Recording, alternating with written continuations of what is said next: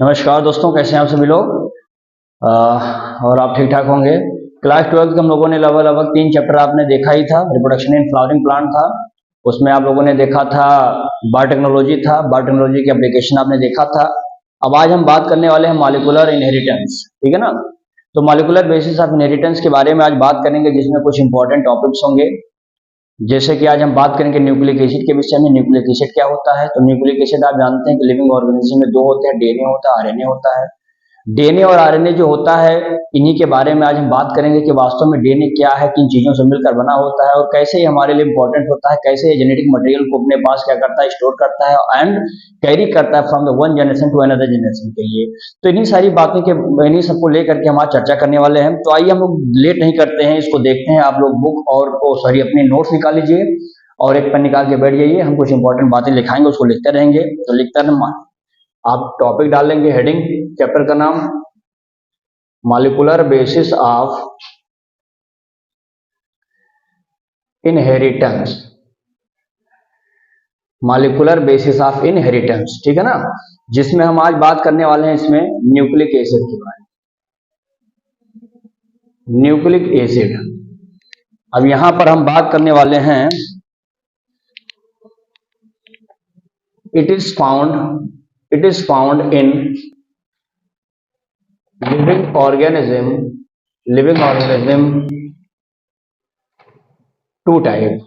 कितने टाइप्स के होते हैं लिविंग ऑर्गेनिज्म में? न्यूक्लिक एसिड 2 टाइप में होते हैं। न्यूक्लिक एसिड का अर्थ हो गया जैसे डीएनए और आरएनए, यानी एक लिख सकते हैं कौन सा हम लोग, डीऑक्सी राइबो न्यूक्लिक एसिड होता है, जिसका नाम क्या होता है बच्चा? डीएनए होता है। और दूसरा हम क्या लिख सकते हैं, राइबो न्यूक्लिक एसिड, जिसका नाम क्या हो जाता है? आरएनए कहा जाता है, ठीक है ना।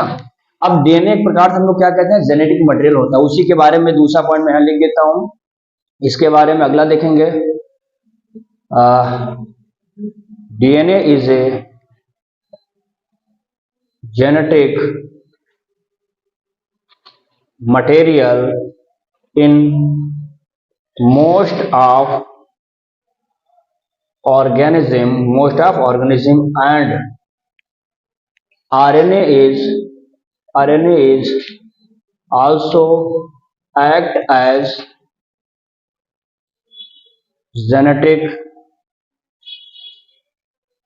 material in some viruses. उस वायरस का नाम होता है टीएमबी। स्पेशली ध्यान दीजिएगा, टीएमबी के बारे में हम बात करने वाले हैं, जिसका नाम होता है टोबैको मोज़ेक वायरस। आप जानते हैं कि जो तंबाकू की पत्ती होती है, उस पर जो वायरस उस टोबैको की पत्ती को नुकसान करता है, उसको रिटार्ड कर देता है, उसकी प्रोडक्टिविटी को, वो होता है टीएमबी, टोबैको मोज़ेक वायरस। तो ये यहाँ पे टोबैको मोज़ेक वायरस में आरएनए पाया जाता है जेनेटिक मटेरियल के रूप में, और वो भी कहीं ना कहीं क्या काम करता है, एज अ जेनेटिक मटेरियल के रूप में काम करता है। अदरवाइज आरएनए तो हमारे लिए एज अ मैसेंजर का काम करता है। या यहाँ पे लिख सकते हैं इन सम वायरसेस, उसके बाद में लिखेंगे act as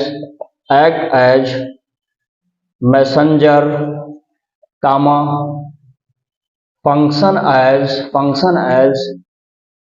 adapter। क्या काम करता है?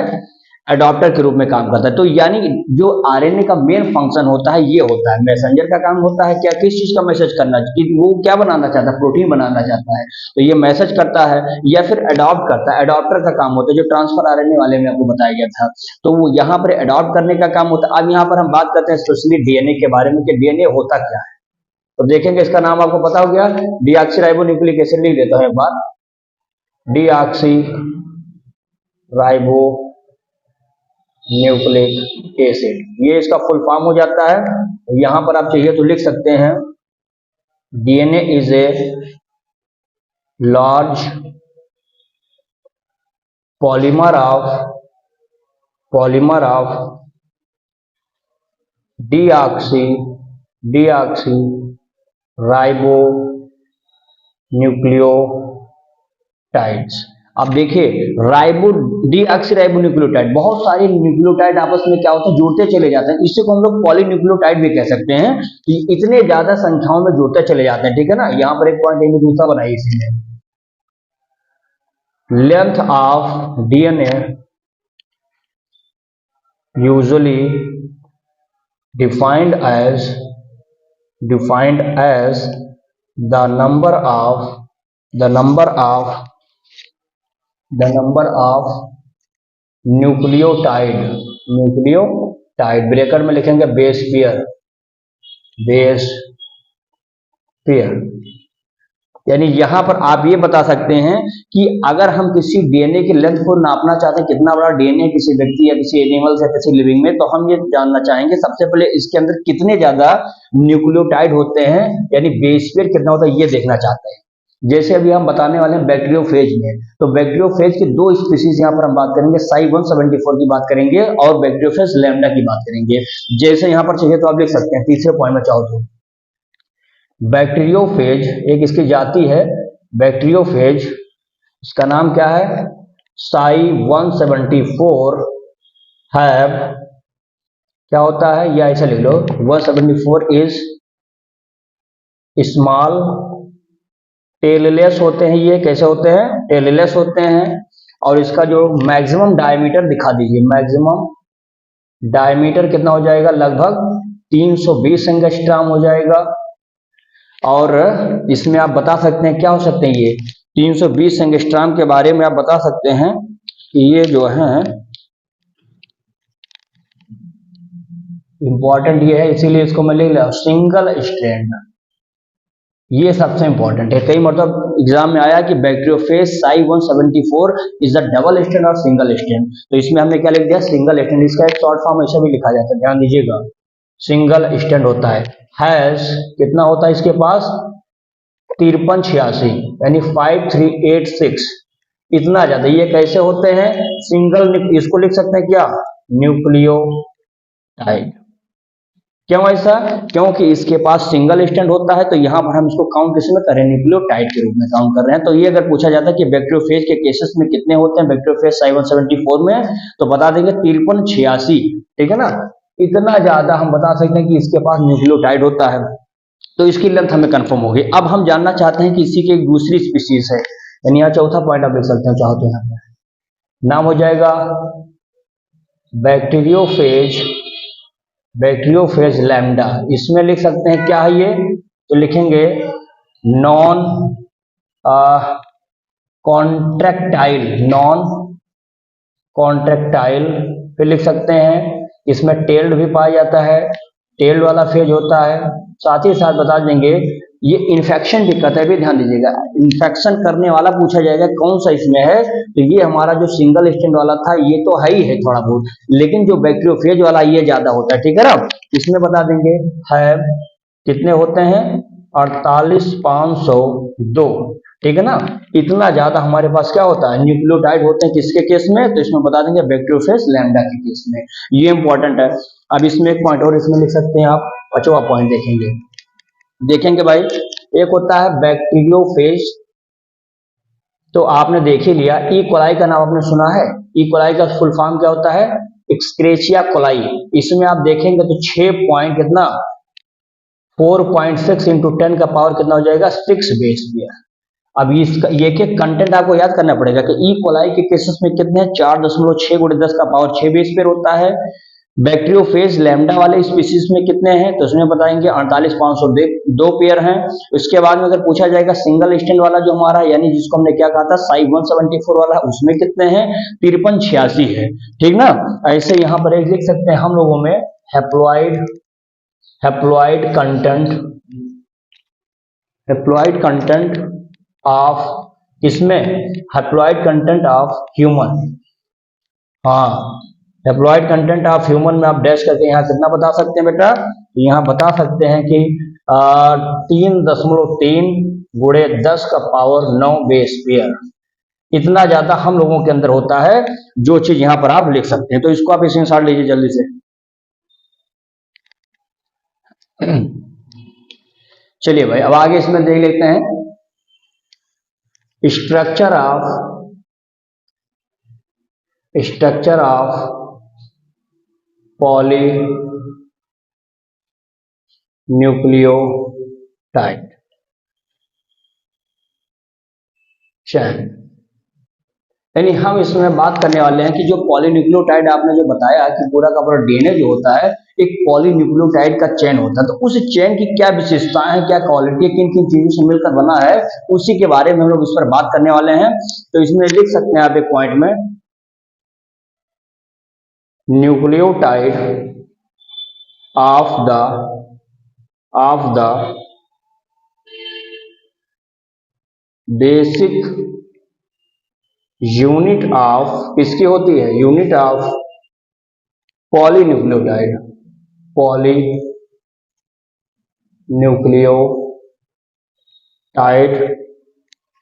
चेन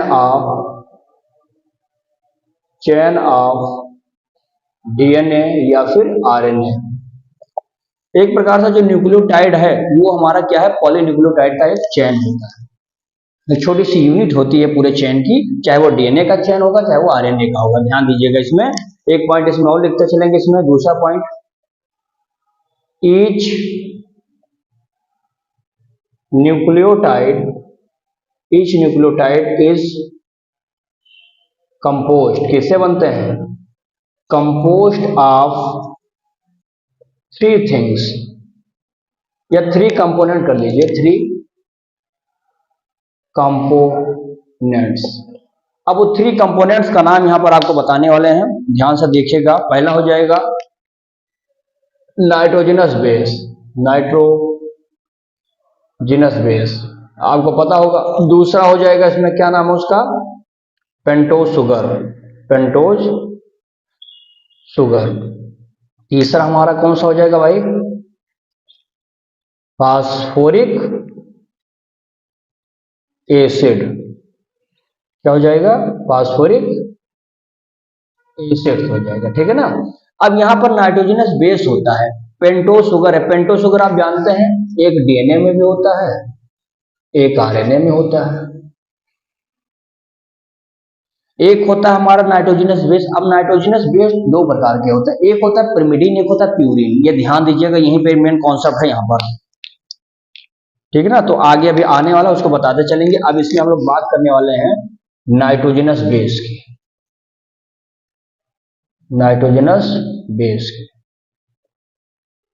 देखते रहेंगे, हम इसको लिखा भी देंगे ताकि आपका नोट भी बन जाए। इट्स 2 टाइप, कौन कौन सा भाई, पहला हो जाएगा आपका कौन सा, प्यूरिन, ठीक है ना, जिसमें क्या हो जाएगा, एडेनिन एवं ग्वानिन, ठीक है ना, यानी शॉर्ट फॉर्म में एजी लिख सकते हैं, ध्यान देना। दूसरा हमारा क्या हो जाएगा, पिरिमिडीन। और पिरिमिडीन में आप जानते हैं कि पिरिमिडीन में क्या होता है, साइटोसिन एंड थायमिन, क्या होता है, थायमिन, यानी इसको लिख सकते हैं क्या, सीटी मारने वाला नहीं, साइटोसिन और थायमिन। अब एक चीज यहां पर ध्यान देना है, अभी एक चीज यहां पर आएगा, जो एक चीज बदलेगा और उसके स्थान पर आरएनए में एक चीज बदल जाएगा, यूरेसिल आ जाएगा, ठीक है ना। तो अभी आगे आता है तो उसको मैं बता देता हूं। ये चीज हो गया, फुल स्टॉप लगाएंगे।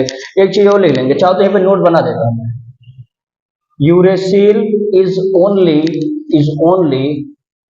इन आरएनए में होगा, किसके स्थान पे, इंस्टेड ऑफ, कहां पे, instead of thiamine.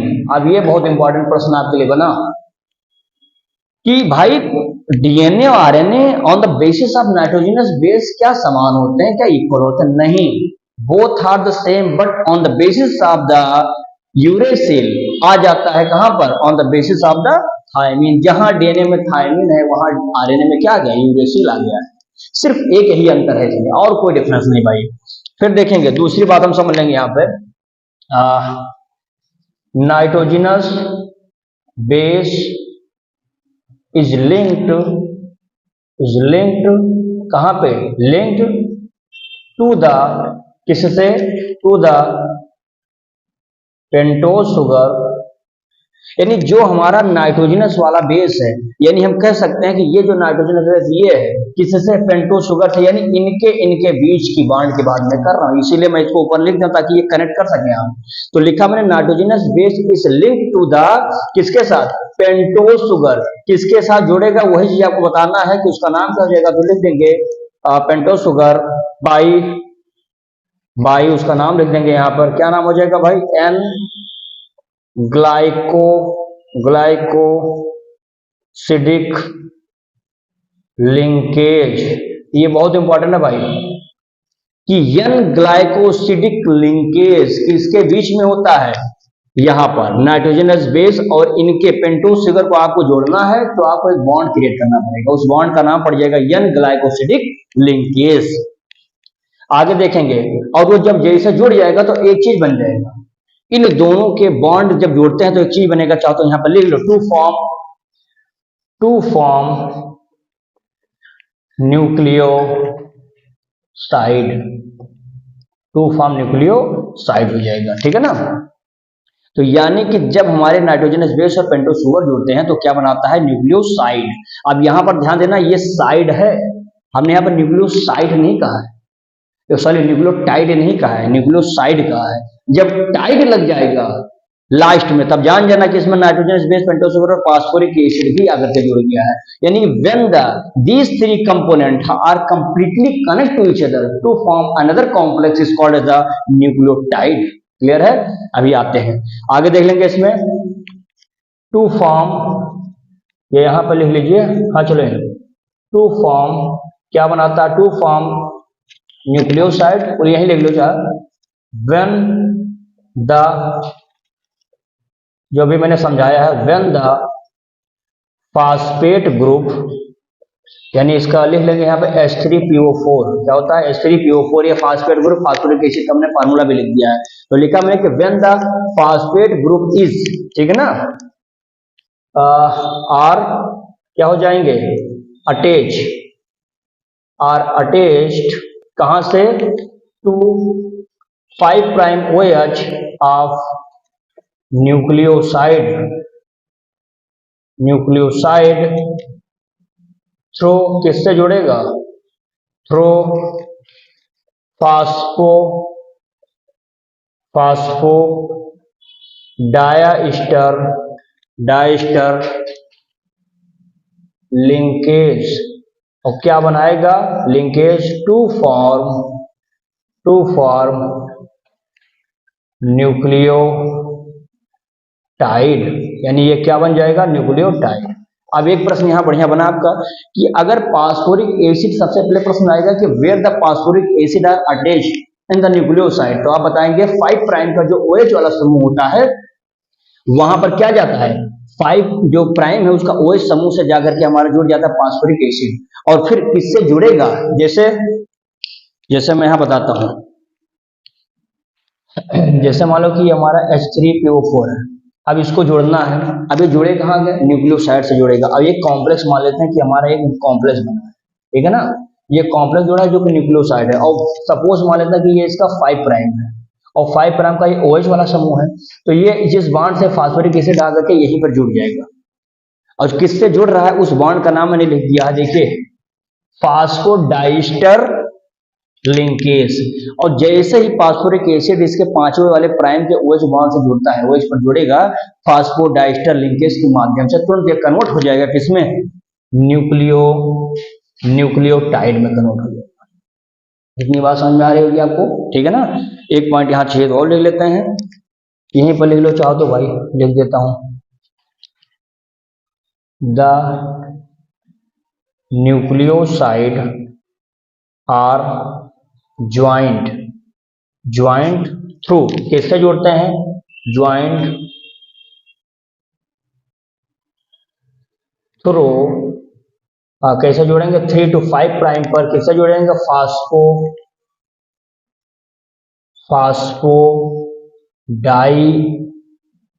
Phosphodiester linkage. यानी कहीं ना कहीं हमने देखा कि जब हम दो न्यूक्लियो, यानी लिखा कि न्यूक्लियोसाइड आपस में जब ज्वाइंट होते हैं, भाई दो न्यूक्लियोसाइड भी तो ज्वाइंट होते होंगे, तो उनके जुड़ने का जो बॉन्ड होता है नाम क्या, वो 3 to 5 जुड़ेंगे, नाम हो जाएगा क्या, फास्फो फास्फोडाइस्टर बॉन्ड के नाम से हो जाएगा, ठीक है ना। तो फास्फोडाइस्टर लिंकेज बॉन्ड जुड़ेंगे और टू फॉर्म क्या बनाएंगे, टू फॉर्म डाई न्यूक्लियोटाइड। जब दो हमारे न्यूक्लियोसाइड आपस में जुड़ गए तो बना क्या, यानी दोनों न्यूक्लियोसाइड जिस बॉन्ड से जुड़े हैं उस बॉन्ड का नाम हो गया फास्फोडाइस्टर लिंकेज कहते हैं, और जिससे जोड़ता है उसका नाम क्या हो जाता है, क्या बनता है कॉम्प्लेक्स, तो डाई न्यूक्लियोटाइड बन जाता है। ये चीजें यहां पर आपने देखा, ठीक है ना। तो इस प्रकार से हम कह सकते हैं कि बहुत सारे ऐसे डाई न्यूक्लियोटाइड जुड़ते जुड़ते जुड़ते जुड़ते क्या बना लेंगे फाइनली यहां पर, पॉलीन्यूक्लियो पॉलीन्यूक्लियोटाइड। तो इस प्रकार से हमने देखा कि कैसे हमारा एक डीएनए जो होता है पॉलीन्यूक्लियोटाइड की चेन होती है।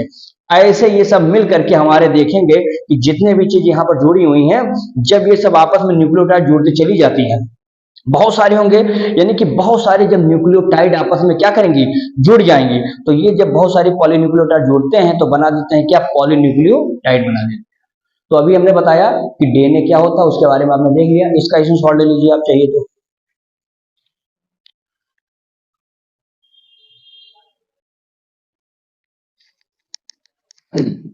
चलिए इसमें अब देख लीजिए, एक फिगर हमने बना दिया है, ये राइबोस शुगर का है, आरएनए का है, और यहाँ पर आप देखेंगे कि ये मैंने डीऑक्सीराइबोस शुगर का बनाया है, और इसमें डीएनए का होता है। इसमें होता क्या है कि कार्बन नंबर 1, कार्बन नंबर 2 है, 3 है, 4 है, और एक कार्बन नंबर 5। पेंटोज शुगर 5 नाम ही से क्लियर है, 5 कार्बन होने ही होने हैं इसमें। अब यहाँ पर होता क्या है कि आरएनए में तो राइबोस शुगर आप देख ही रहे हैं, सिंपल है, लेकिन जब डीएनए की बात करते हैं तो उसमें नाम से देखिए डीऑक्सीराइबोस, यानी वहां पर क्या होगा, एक ऑक्सीजन का क्या हो गया है, कमी हो गई, यानी वही मैंने लिख दिया है कि वन लेस ऑक्सीजन। लेकिन एक ऑक्सीजन तो कम है, लेकिन बहुत ही स्टेबल बहुत होता है, मोर स्टेबल होता है, लेस रिएक्टिव होता है, यानी कि बहुत ज्यादा रिएक्टिव नहीं है, ये लेस रिएक्टिव है, कम रिएक्टिव है। तो हमने देखिए यहाँ पर कार्बन नंबर 1, कार्बन नंबर 2, जब आप डीएनए की बात करते हैं तो कार्बन नंबर 2 पर एक ऑक्सीजन जो यहाँ पर था, वो ऑक्सीजन कहाँ चला गया, गायब हो गया। लेकिन वही चीज आप यहाँ पर देखेंगे आरएनए में, तो राइबोन्यूक्लिक एसिड होता है, यहाँ पर आप देखेंगे कि राइबोस शुगर में एक ऑक्सीजन यहाँ पे मौजूद है, लेकिन जब वही चीज डीएनए में देखेंगे तो डीएनए में ऑक्सीजन क्या हो जाता है, यहाँ से गायब हो जाता है। अंतर सिर्फ यहाँ पर समझिए। और कार्बन नंबर 1 पर आप देखेंगे यहीं से कोई ना कोई बेस आकर के क्या होता है, जुड़ा रहता है किनारे से, तो ये बेस के लिए जगह छोड़ दिया गया है। फास्फोरिक एसिड आप देख ही सकते हैं, H3PO4 का मैंने स्ट्रक्चर फॉर्म में दिखा दिया आपको। और यहाँ पर आप देखेंगे कि हमने थायमिन का और साइटोसिन का फार्मूला आपको बना दिया स्ट्रक्चर। थायमिन में आप देखेंगे, एक देखेंगे सिंगल स्टैंड होता है, ये मतलब इसमें रिंग एक ही पाई जाती है, जैसे वहां पर आप देखेंगे जब एडेनिन में देखेंगे, ठीक है ना, तो वहां पर डबल रिंग होता है, लेकिन यहाँ पर क्या होता है, सिंगल रिंग हो जाएगा। सिंगल रिंग होते हैं, ये हेट्रोसाइक्लिक होते हैं, यानी कि हमारा चाहे बात करेंगे हम एडेनिन की यानी थायमिन की बात करेंगे, या तो हम यानी हम बात करें चाहे इधर और चाहे बात करें एडेनिन की उधर, दोनों कैसे होते हैं, हेट्रोसाइक्लिक होते हैं। अर्थात हम कह सकते हैं कि इसमें कार्बन भी होता है, नाइट्रोजन भी होता है, दोनों चीजें जुड़ी होती है, इसलिए हम इसको हेट्रोसाइक्लिक बोलते हैं। और साथ ही साथ इसमें जो नाइट्रोजन होते हैं, वो नाइट्रोजन आप देखेंगे थायमिन या साइटोसिन के केसेस में तो कार्बन या 1 और 3 पर ही जुड़ेंगे आकर के, और शुगर अगर बनेगा तो कार्बन 1 जो है कार्बन नाइट्रोजन के 1 नंबर पर जुड़ करके शुगर का फॉर्मेशन कर देगा। लेकिन जब आप बात करते हैं एडेनिन में तो ये डबल रिंग होते हैं, हेट्रोसाइक्लिक ये भी होते हैं, क्योंकि कार्बन और नाइट्रोजन इसमें भी पाए जाते हैं, आप देख सकते हैं इसमें। इसमें नाइट्रोजन अटैच होता है कार्बन के, चाहे कार्बन नंबर 1 पे होगा, चाहे 3 पे होगा, चाहे 7 पे होगा, चाहे 9 पे होगा, यानी कि किसी भी कार्बन नंबर पर ये अटैच हो सकता है नाइट्रोजन। और यहाँ पर आप देखेंगे तो बनाएगा क्या, शुगर का फॉर्मेशन कर देगा, जब कार्बन नंबर 1 और 9 पर नाइट्रोजन जुड़े होते हैं। समझ में आ गया, इतनी बात आप लोगों ने देख लिया है। यूरेसिल भी बना दिया, uracil only found in the case of RNA, ठीक है ना। यूरेसिल का फार्मूला आप देख सकते हैं, बना दिया मैंने, तो यूरेसिल भी यहाँ पर होगा, आप इसका स्क्रीनशॉट ले लीजिए।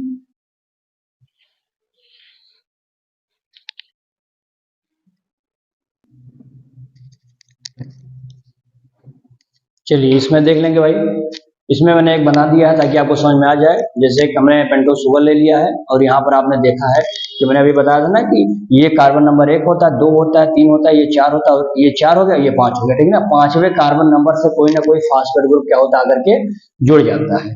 लेकिन जब 5वें कार्बन नंबर से फास्फेट ग्रुप जुड़ता है तो किस बॉन्ड से जुड़ता था, अभी मैंने आपको बताया था फास्फोइस्टर बॉन्ड से जुड़ता है। वहीं पर आप देखेंगे तो उसके कार्बन नंबर 1 से, अभी मैंने इसके पहले वाले फिगर जो बनाया था उसमें यहाँ पे बेस दिखाया था, तो मान लेते हैं कि कोई एक पहला बेस आकर के जुड़ गया, जिस बॉन्ड से जुड़ेगा नाम क्या हो जाएगा उसका, एन ग्लाइकोसिडिक बॉन्ड हो गया, ठीक है ना। अब यहाँ पर हम देखेंगे तो जो एक हमारा पेंटोस शुगर अभी न्यूक्लियोसाइड बनकर तैयार हुआ था, अब तीनों जुड़ गए तो न्यूक्लियोटाइड हो गया। फिर हम देखेंगे कि उस वाले यानी जो पहला जुड़ा है पेंटोस शुगर, उसके तीसरे कार्बन नंबर से यहाँ पर आप देखेंगे उसका OH वाला नीचे रहता ही रहता है, उससे कोई ना कोई फास्फेट ग्रुप आकर के यहाँ पर जुड़ जाता है। जैसे फास्फेट ग्रुप जुड़ता है तीसरे कार्बन के OH समूह पर आकर के, तो नाम क्या होता है, किस बॉन्ड से जुड़ता है, फास्फोडाइस्टर बॉन्ड से जुड़ जाता है, ठीक है ना। और वही फास्फेट ग्रुप जा करके फिर दूसरे पेंटोस शुगर के 5वें कार्बन पर क्या होता है, यहाँ पर फिर जुड़ जाता है, ठीक है ना। अब फिर 5वें कार्बन से फास्फेट ग्रुप जुड़ा, फिर वही बॉन्ड लगेगा, फास्फोइस्टर बॉन्ड यहाँ पर काम कर रहा है, यानी फिर यहाँ पर फास्फोइस्टर बॉन्ड आ गया, ठीक है ना। फिर वही काम चलता रहेगा, फिर ये 3 कार्बन पर OH लगा रहेगा, फिर बाद में कोई ना कोई आकर के यहाँ पर फास्फेट ग्रुप फिर जुड़ जाएगा, और यहाँ पर आप देखेंगे फिर उस कार्बन पर कोई ना कोई नाइट्रोजन वो बेस आकर जुड़ेगा। अब मान लेता हूँ कि N2 बेस आ गया है, यानी कोई दूसरा बेस आ गया है, यहाँ पर मान लेते हैं एडेनिन था, तो यहाँ पर मान लेते हैं कि कोई जो है थायमिन आकर जुड़ गया हो, यानी बेस अलग हो सकता है, तो ये जोड़ते ऐसे चले जाते हैं। इस प्रकार से एक पॉलीन्यूक्लियोटाइड चेन बन जाता है डीएनए का, ऐसे ये जोड़ते रहते हैं, यानी कि ये बहुत लंबी चेन होती है। 2.2 मीटर का लगभग हमने एवरेज देखा, तो इसमें पाया जाता है डीएनए हमारे शरीर में, ठीक है ना। अब यहाँ पर हमने कुछ इंपॉर्टेंट बात रखा है कि 2 न्यूक्लियोटाइड जो होते हैं कनेक्ट होते हैं किससे, 3 to 5 बॉन्ड से होते हैं, किस माध्यम से होते हैं, तो फास्फोडाइस्टर बॉन्ड से जुड़े होते हैं। अभी मैंने आपको पहले वाले में बताया था कि 2 nucleotide are connected with the help of which bond, the phosphodiester bond से। जैसे ये बना दिया हमने, यहाँ पर ये OH और ये फास्फोर ग्रुप 5 वाले पे जुड़ जाता है। कुछ इंपॉर्टेंट विशेष पॉइंट सैलिएंट फीचर्स हैं, जैसे शुगर और फास्फेट जो होते हैं, याद रखिएगा किसी भी डीएनए का बैकबोन होता है, सबसे रीढ़ की हड्डी यही है, तो शुगर और फास्फेट को बैकबोन कहते हैं। हमेशा एडेनिन थायमिन के साथ डबल बॉन्ड से और ग्वानिन साइटोसिन के साथ ट्रिपल बॉन्ड से जुड़ते हैं, और वह बॉन्ड कौन सा, हाइड्रोजन बॉन्ड होता है।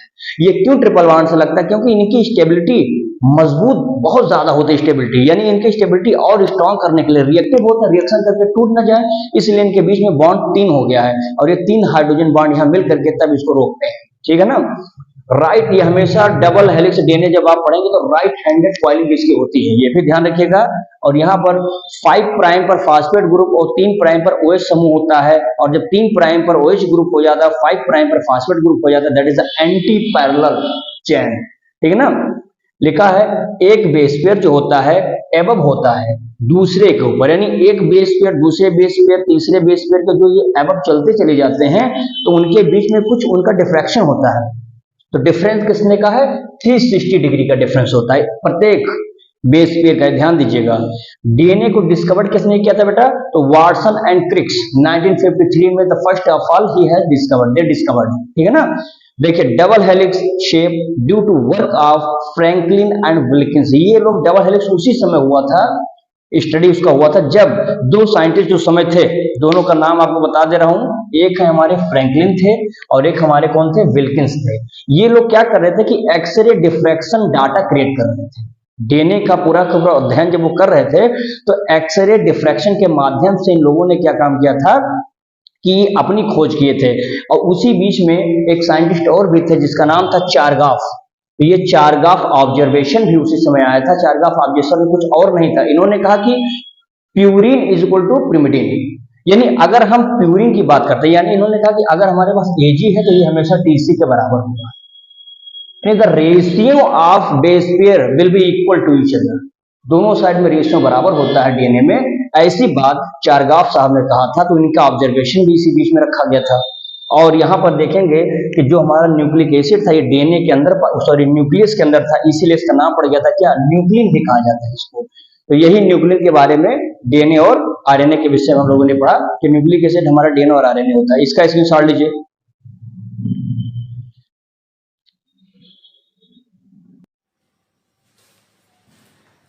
चलिए भाई अगला देखिए, तो इसमें आप लोगों ने देख लिया कि डीएनए के बारे में हम लोगों ने देख लिया कि डीएनए क्या था, डीएनए के विषय में, डीएनए किन किन चीज़ों से बना होता है, हमने पूरी की पूरी बात हमने देख लिया। इसमें हम लोगों ने देखा न्यूक्लियोटाइड क्या था, न्यूक्लियोसाइड था, everything we are done. Now we will talk about another topic. एक टॉपिक होगा जिसका जो है जिसको हम कहते हैं डीएनए पैकेजिंग। मैंने यहाँ पर लिख भी दिया है, डीएनए पैकेजिंग कहा जाता है। अब आप सोचिए कि डीएनए पैकेजिंग क्यों पढ़ा जाता है। जैसे आपके शरीर में हमारे क्या होता है, जेनेटिक मटेरियल के रूप में हमने आपको कल बताया है अभी तुरंत कि डीएनए होता है। डीएनए को बोलते हैं डीऑक्सीराइबोन्यूक्लिक एसिड होता है, ठीक है ना। इसको हम क्या बोलते हैं, न्यूक्लिक एसिड ही बोलते हैं। और होता क्या है कि इस डीएनए को हम ऐसे थोड़े ना छोड़ देंगे कि कहीं पर हो, हम प्रोकैरियोट थोड़े ना, वी आर जस्ट यूकैरियोटिक। तो हम चाहते हैं कि हमारा डीएनए कहीं ना कहीं किसी स्थान पर क्या रहे, आराम से रहे। तो हम डीएनए को देखेंगे, जब हमने मेजरमेंट किया दो बेस पेयर के जो डिस्टेंस होते हैं 0.34 नैनोमीटर होता है, ठीक है ना। जब इसको मीटर में कन्वर्ट करेंगे तो 10⁻9 से मल्टीप्लाई कर देंगे, वो अभी आएगा तो आपको बताते हैं। टू कॉन्सिक्यूटिव बेस पेयर का जो डिस्टेंस होता है 0.34 नैनोमीटर होता है। फिर हम देखेंगे किस तरह से हम पूरे डीएनए के लेंथ को मेजरमेंट करते हैं, तब पता चलता है कि 2.2 मीटर का होता है। अब उसी 2.2 मीटर को जब हम लोग मेजर करते हैं तो सोचते हैं कि 2.2 metre DNA is a very long size, how we can just keep in a very small space, that is the nucleus. हम न्यूक्लियस के अंदर बहुत छोटा सा जो जगह होगा उसमें कैसे डीएनए को रखते हैं। देखिए डीएनए पर हमने आपको बताया कौन सा चार्ज होता है, नेगेटिव चार्ज होता है। क्यों होता है, अभी मैंने आपको बताया फास्फोरिक एसिड इसमें पाया जाता है H3PO4 की वजह से। हमारा कौन सा प्रोटीन, प्रोटीन पे कौन सा चार्ज है, पॉजिटिव चार्ज होता है। पॉजिटिव प्रोटीन, नेगेटिव डीएनए, ये दोनों आपस पर रैप्ट करेंगे और रैप्ट करके एक कॉम्प्लेक्स बनाएंगे। उसी को हम देखेंगे कि यूकैरियोटिक में कैसे रैप्ट किया जाता है और प्रोकैरियोटिक में कैसे होता है। यूकैरियोटिक में किस तरह से ऑक्टेमर बनेगा, और ऑक्टेमर में आप देखेंगे कि पीरियड में होते हैं 5 प्रकार के हिस्टोन प्रोटीन, अभी निकल कर आएंगे आपको। और वही 5 प्रकार में ये जो तो हमारे प्रकार से प्लग करता है डीएनए को, और बाकी जो रेस्ट 4 होते हैं वो पीरियड में पाए जाते हैं।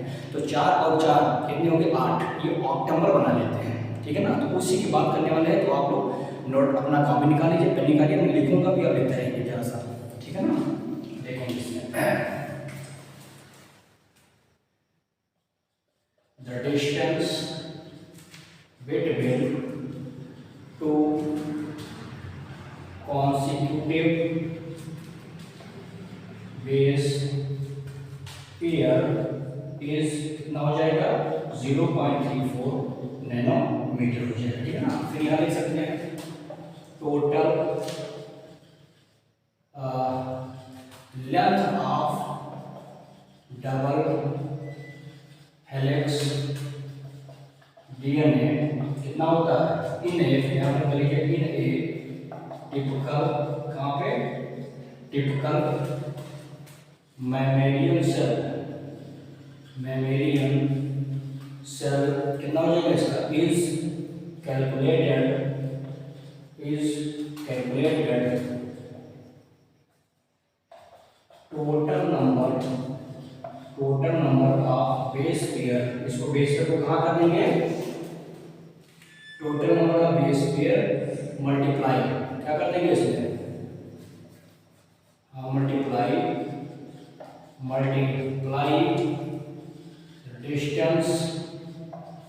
डिस्टेंस बिटवीन, कहाँ पे, to consecutive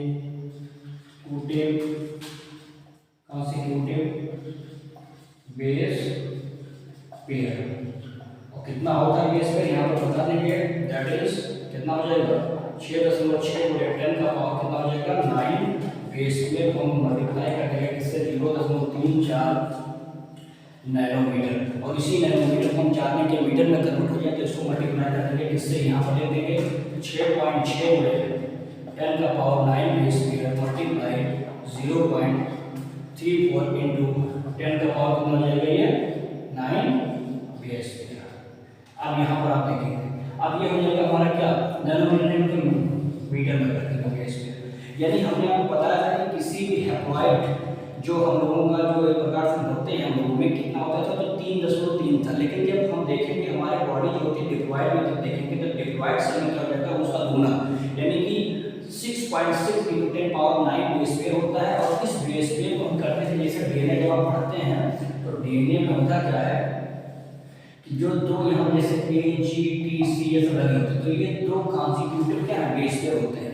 to consecutive base pair के बीच का डिस्टेंस होता है कितना, 0.34 नैनोमीटर। हमने इसको मीटर में कन्वर्ट कर दिया 0.34 और इसको 10 पावर यहाँ पर 9 कर दिया और फिर इसको हमने मल्टीप्लाई कर दिया कि टोटल हमारे अंदर कितना सेल है। तो टोटल हम अपने हेप्लॉइड सेल की बात करते हैं तो 3.3 यहाँ पर डिप्लॉइड की बात करेंगे तो ये आ जाएगा 6.6 10 की पावर 9। इसी से दोनों को मल्टीप्लाई कर देंगे तो ये हमारा कितना आ जाएगा बच्चा, 2.2 मीटर, जो कि एक प्रकार से वेरी लार्ज होता है, छोटा नहीं, ये बहुत बड़ा होता है, ठीक है ना। एक पॉइंट हम ले लेंगे यहाँ पर, DNA is long thread have negative charge due to presence of phosphoric acid. अब आप जानते हैं फास्फोरिक एसिड का फार्मूला हमने बताया था H3PO4 होता है, ठीक है ना। which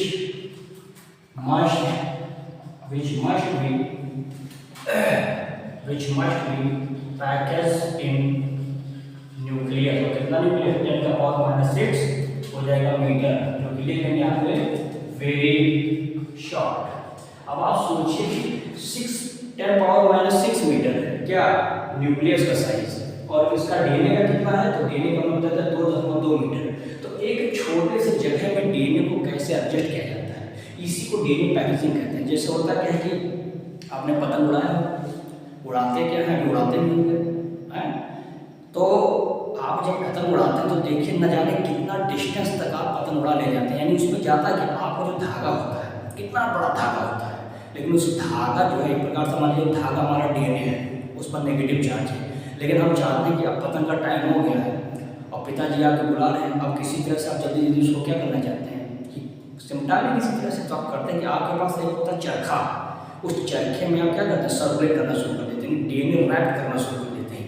तो सोचिए इतना लेंथ में गया था हमारा धागा, लेकिन आपने उसको छोटे से जगह में क्या कर दिया, सिमेट दिया। ऐसे डीएनए हमारे शरीर में 2.2 मीटर का डीएनए जो कि एक सेल में है, जो कि एक बहुत बड़ा साइज हो गया। सोचिए अगर हम इसे पूरे सेल की बात करेंगे तो आप एक बार जाकर के चांद पर जाएंगे और चांद से वापस चले जाएंगे, इतना ज़्यादा डीएनए हमारे आपके शरीर में मौजूद है। लेकिन उसको किस तरह से हम एडजस्ट करते हैं, न्यूक्लियस में एडजस्ट करते हैं, और न्यूक्लियस का साइज क्या है, 10 पावर -6। अब सोचिए इतने छोटे मीटर में क्या करते हैं हम, डीएनए के 2.2 को एडजस्ट करते हैं, इसी को डीएनए पैकेजिंग कहा जाता है। When we are talking about in the prokaryotes, it is the different, and we are talking about the eukaryotic, that is the different। वहाँ पे क्या बनेगा, न्यूक्लियोसोम बनेगा, यहाँ पे क्या करेंगे, जो प्रोटीन लेंगे, जो हमारा नॉन हिस्टोन होगा, पॉलीएमीन्स होगा, और वहाँ पर अभी बात करेंगे तो वहाँ पे अर्जिनिन होगा, और भी तमाम प्रकार के जो भी आ रहे हैं। तो हमने ये चीज़ आपको समझाया, और इसमें एक जो ले लेंगे आता है फास्ट, मैं बता दूँ आपको, बिल्कुल लेते चलिए। Packaging of DNA in prokaryote, यानी कि हम आप नहीं, अब इसमें जो प्रोकैरियोट की बात करते हैं उसमें कैसे डीएनए को पैक करना है, यानी हमारे भी डीएनए का पैकेजिंग बैक्टीरिया में packaging, that is different things. So यहाँ पर देख लीजिए, यहाँ पर हम बात करेंगे तो लिख देंगे डीएनए लाइज कहाँ पड़े होते हैं, लाइज मतलब पड़े रहते हैं, lies in cytoplasm, that is well defined nucleus क्या होते हैं इसमें, एब्सेंट होते हैं। अब सबसे बड़ी बात यही देखिए, प्रोकैरियोटिक में न्यूक्लियस होता कहाँ, उसमें न्यूक्लियस वेल डिफाइंड होता ही नहीं। तो प्रोकैरियोटिक के स्थान पर कुछ दूसरा चीज पाया जाएगा न्यूक्लियस के स्थान पर, तो वही चीज आपको पहला पार्ट में लिखा दिया कि इसमें क्या नहीं होता है, वेल डिफाइंड होता है। फिर लिख देंगे यहाँ पे पॉइंट हो, the first super coiled with the help of RNAs and non-histone, क्या हो जाएगा, non-histone बेसिक प्रोटीन लाइक क्या नाम हो जाएगा उसका, पॉली एमीन्स, ये सबसे इंपॉर्टेंट बात है भाई, पॉली एमीन्स, यही हमारा बेसिक प्रोटीन है, अपने यूज करते हैं। तो ये बहुत बार पूछा गया कि polyamines basic protein is used in the case of eukaryotic और प्रोकैरियोटिक। तो यहाँ पर बात करेंगे किसमें, प्रोकैरियोटिक के केस में। तो वही चीज़ यहाँ पर देखते हैं प्रोकैरियोटिक होगा। फिर एक लाइन यहाँ पर चाहिए तो आप इससे ज़्यादा बढ़ा लीजिए। चलिए यहाँ लिख देते हो तीसरा पॉइंट, ये हो गया आपका पहला, दूसरा, तीसरा लिख सकते हैं आप लोग क्या, the compact mass of DNA is called, क्या बोलते हैं उसको, nucleoid who are the chromosome. पर इतनी सी बात आपको ध्यान रखना है कि यहाँ पर जो प्रोटीन का यूज कर रहे हैं उस प्रोटीन हमारा कैसा है, प्रोटीन मान लेते हैं कि बेसिक प्रोटीन है। ये सपोज हमने ले लिया बेसिक प्रोटीन है, और प्रोटीन पर चार्ज कौन सा है, प्लस चार्ज है। तो बेसिक प्रोटीन है, अब इसको डीएनए क्या करेगा, रैप करेगा, डीएनए इसको लपेटेगा अपने अंदर इसका। तो इस प्रकार से डीएनए का जो रैपिंग होता है अराउंड द डीएनए, इसी को पैकेजिंग के नाम से जाना। तो डीएनए क्या कर रहा है, प्रोटीन को पैक कर रहा है। तो ये होता है किसमें, क्योंकि उसमें न्यूक्लियस होता नहीं है वेल डिफाइंड, तो साइटोप्लाज्म में सब पड़े रहते हैं। तो वो चाहता है डीएनए के किसका सहारा ले अपने आप को रैप करने के लिए। तो सहारा किसका लेता है ये, तो सहारा किसका लेता है, आरएनए का लेता है। कहाँ का, ये आरएनए का लेता है और नॉन हिस्टोन प्रोटीन का लेता है, जो कि बेसिक प्रोटीन होता है और नाम क्या होता है, पॉलीएमीन्स होता है। फिर ये रैप करता है। तो इसका एक्सप्लेनेशन लीजिए, फिर आगे बताते हैं।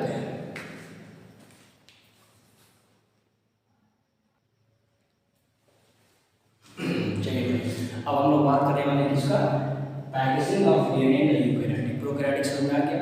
अच्छा, इसमें होगा क्या, इसमें हम जब बात करेंगे पैकेजिंग के लिए, तो इसमें हम लोग बात करेंगे लाइसिन और आर्जिनिन नामक बेसिक प्रोटीन, जिस पे पॉजिटिव चार्ज होगा, जिसको हिस्टोन कहते हैं। डीएनए उसके ऊपर नेगेटिव चार्ज होने वाला है, वो रिएक्ट करेगा और इससे कॉम्पैक्ट मास स्ट्रक्चर बनाएगा, जिसको न्यूक्लियोसोम कहते हैं या न्यू बॉडी भी कहा जाता है। तो वो उसमें आगे उसमें बताता हूँ, आप देखते रहिए। इसकी डिस्कवरी किसने की है, तो बता दूंगा रॉबर्ट साहब के लिए। पहला नाम लिखे थे यहाँ पे, इट डिस्कवर्ड बाय, साइंटिस्ट का नाम रॉबर्ट कॉर्नबर्ग। कब किया इन्होंने भाई, 1974। एंड said that, उन्होंने क्या बताया, said that chromosome made by, कैसे बने होते हैं, तो मेड बाय, बता देंगे हम क्या, डीएनए एंड प्रोटीन। डीएनए और प्रोटीन से मिलकर क्या होता है, बना रहता है। तो पहले समझना क्या, रॉबर्ट कॉर्नबर्ग ने 1974 में उसकी खोज की थी, जिसको किसने क्या होता है, क्रोमोसोम डीएनए और प्रोटीन से बना होता है।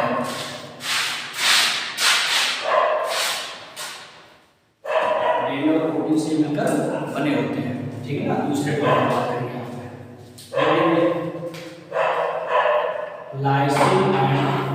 Lysine and arginine. Basic protein used here called, क्या नाम पड़ जाएगा इसका, हिस्टोन।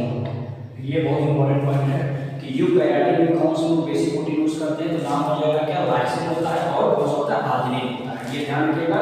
और इसके पास अगर पूछेगा हिस्टोन पे कौन सा चार्ज होता है, तो बस इसी में सिंपली समझ लीजिएगा, इसके ऊपर बना देते हैं पॉजिटिव चार्ज। तो ये ध्यान रखिएगा कि पॉजिटिव चार्ज इसी संग इसको इंडिकेट हम करते हैं, ठीक है ना। फिर यहाँ पर ध्यान रखिए तीसरा, the negatively charge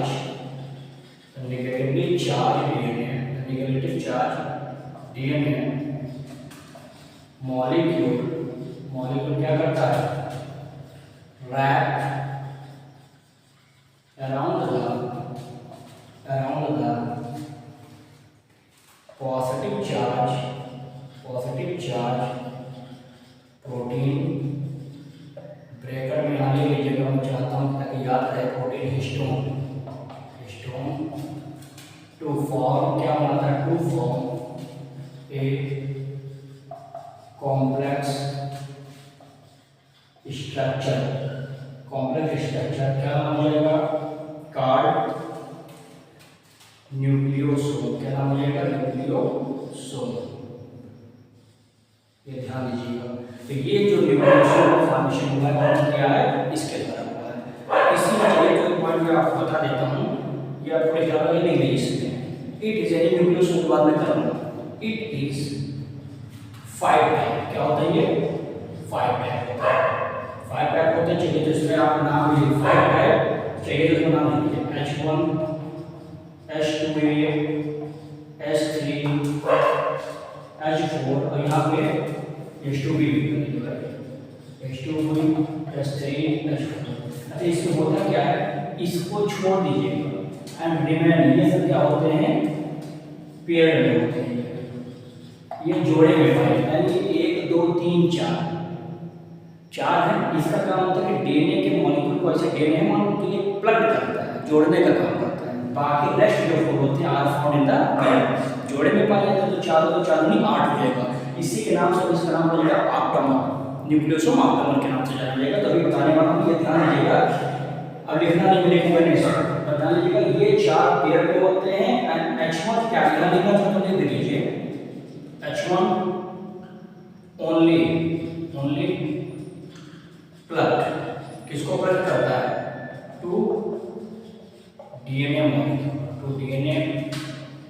molecule and rest four found in pair to form and structure called. क्या नाम हो जाएगा? इसका नाम होता है नो बॉडी कहो या इसी का नाम बना देंगे क्या?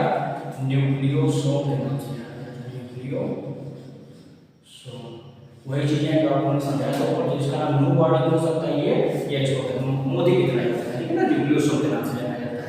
इसी में एक बात ये हो गया। अब दूसरी बात है मैं समझा देता हूँ मैं। 25 मिनट देखिए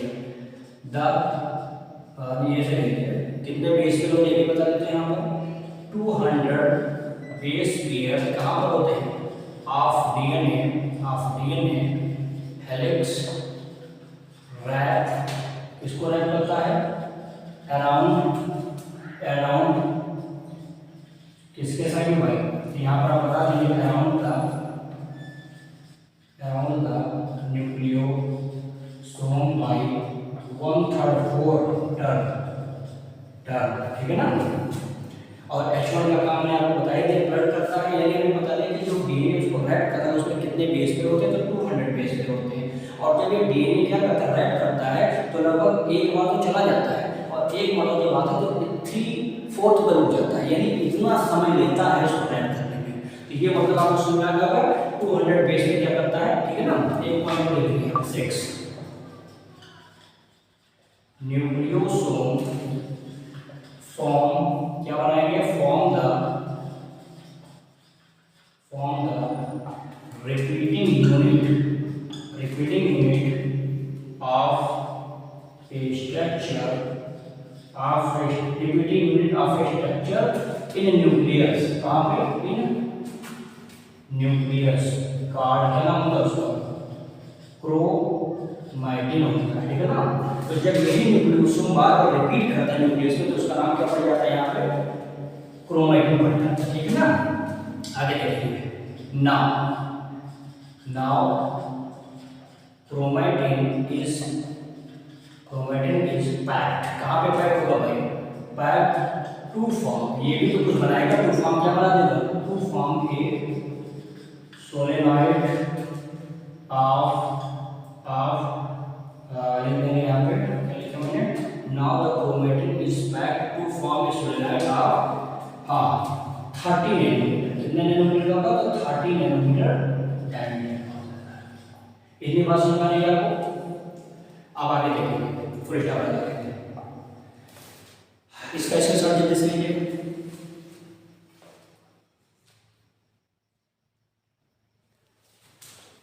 चलिए इसको ये तो कवर कर लेते हैं, तब आगे बढ़ लेते हैं, ठीक है ना? इतना नहीं है कितना होता है? 30 नैनोमीटर डायमीटर होता है, ठीक है ना? आगे देखेंगे इसमें अगला पॉइंट बढ़ा देंगे। चाहिए तो सुपर क्वाइड क्या होता है, super coiled structure of solenoid to form, क्या बनाएगा, to form chromatin fibre, chromatin fibre बना देता, ठीक है ना।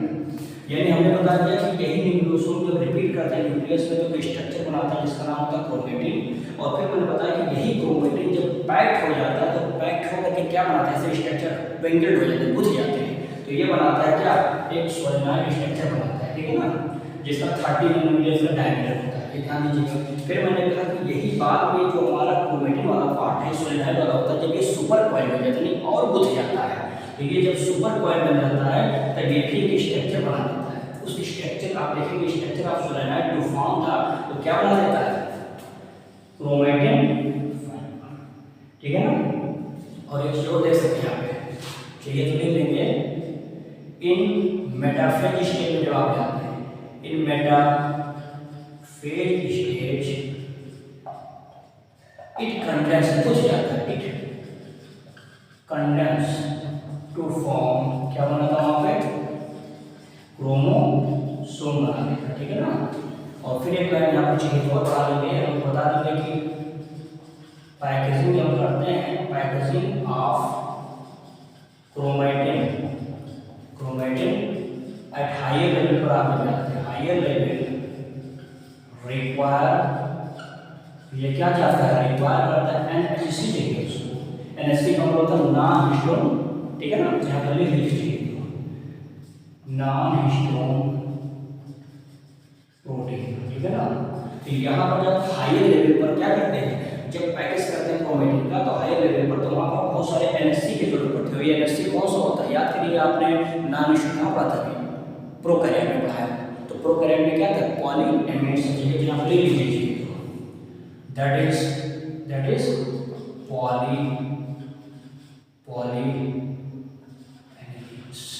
पॉलीएमिड्स, ठीक है ना, ये हो जाएगा। यानी आप इसमें एक शॉर्ट फॉर्म में इसका समरी देखना चाहिए, यहाँ पर आप बता सकते हैं क्या, देखिए मैं यहाँ पर लिख दूँगा ताकि आपको याद हो जाए पूरा।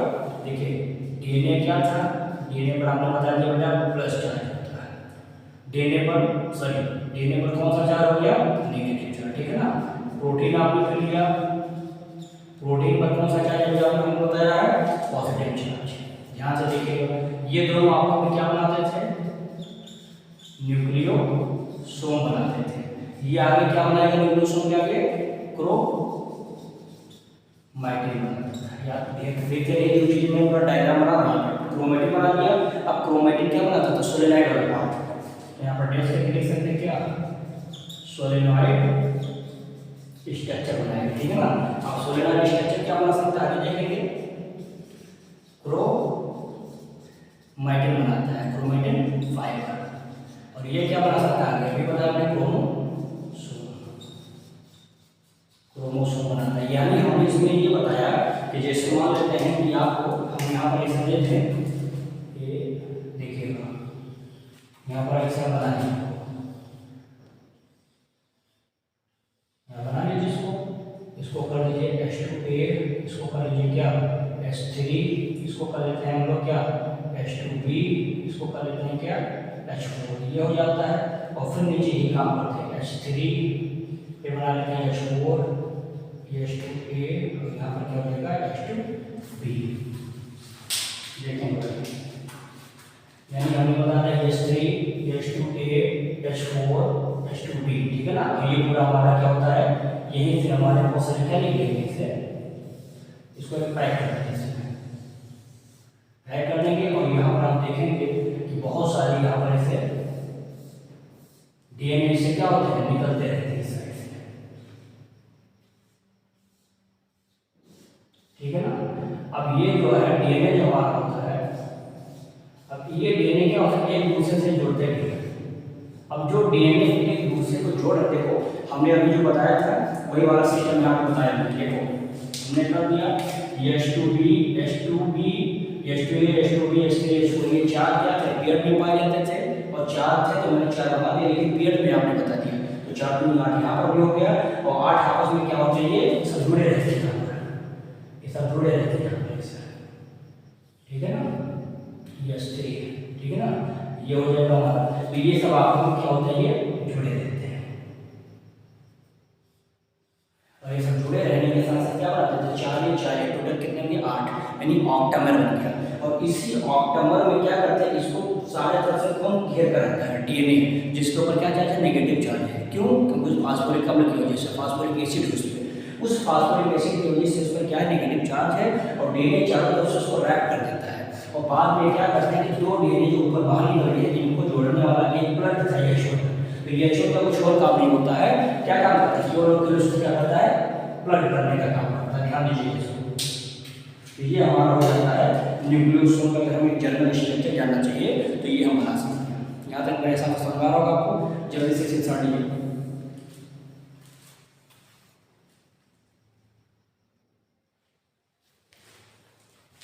चलिए इसमें हमने तो आपको नोट बता दिया, देख लीजिए। देखिए हमने ले लिया जो क्रोमेटिन निकालता है, उसी में आता है वो हेटेरोक्रोमेटिन क्या है।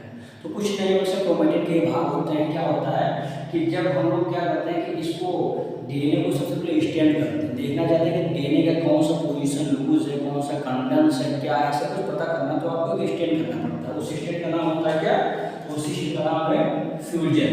तो फ्यूजन एक कैंपर हो सकता है जिसके माध्यम से हम स्टैंड करके DNA के पोजीशन को, DNA की स्थिति को क्या कर सकते हैं, पता कर सकते हैं कि उसकी पोजीशन क्या है। तो लिखा है कि some region of chromatin, chromatin का कुछ ऐसा रीजन आपको मिल जाएगा जो कैसा होगा, लूज होगा, लूजली पैक्ड होगा, यानी कि बहुत ही लूज हो गए, इस तरह से दूर दूर तक कोई क्रॉसिंग अब नहीं, तो लूजली पैक्ड होते हैं। और आपको स्टैंड का बहुत लाइट स्टैंड लगता है, यानी जब स्टैंड चढ़ेगा तो चमक ज़्यादा मारेगा। जब वो ट्रांसक्रिप्शनली एक्टिव होते हैं, यानी ट्रांसक्रिप्शन करने की प्रोसेस में क्या होता है, बहुत ही एक्टिव होते हैं। उसी को हम लोग क्या बोलते हैं, यूक्रोमेटिन। यू मतलब तुम कुछ कर सकते हो, यानी ट्रांसक्रिप्शनली एक्टिव है, स्टैंड लाइट है उसके अंदर। लेकिन जब आप बात करते हैं हेटेरोक्रोमेटिन की, तो ये कैसे बहुत ही डेंस होता है, लाइक दिस, इसी में गुथे रहते हैं। तो डेंसली पैक्ड होते हैं, स्टैंड कैसा लेते हैं, डार्क लेते हैं, यानी बिल्कुल लाइट नहीं होता है। आप कंफर्म नहीं कर पाएंगे कि हाँ ये है कोई क्रोमेटिन या क्रोमोसोम, कुछ नहीं पता कर पाएंगे। तो स्टैंड इसका डार्क होता है। ट्रांसक्रिप्शनली कैसे इनएक्टिव होते हैं, यानी ट्रांसक्रिप्शन में पार्टिसिपेट नहीं करते हैं।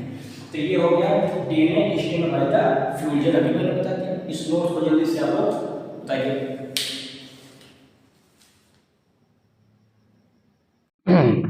हाँ भाई, अब आगे देख लेंगे। इसमें हम लोगों ने वो देख लिया। अब इसमें ध्यान से देखिएगा, हमने लिख दिया कि सर्च ऑफ जेनेटिक मटेरियल, मतलब जेनेटिक मटेरियल वास्तव में है क्या। जैसे होता क्या था कि ये साइंटिस्ट लोग थे, ये लोग देखना चाहते थे कि जेनेटिक मटेरियल हमारा DNA है या RNA है या प्रोटीन है, बहरहाल इनको बायोमोलिक्यूल भी कहते हैं। तो उन्हीं चीज़ों के सर्च करने के लिए बहुत सारे साइंटिस्ट थे, इन्होंने अपना अपना योगदान दिया है, उन्होंने सर्च करने का प्रयास किया था।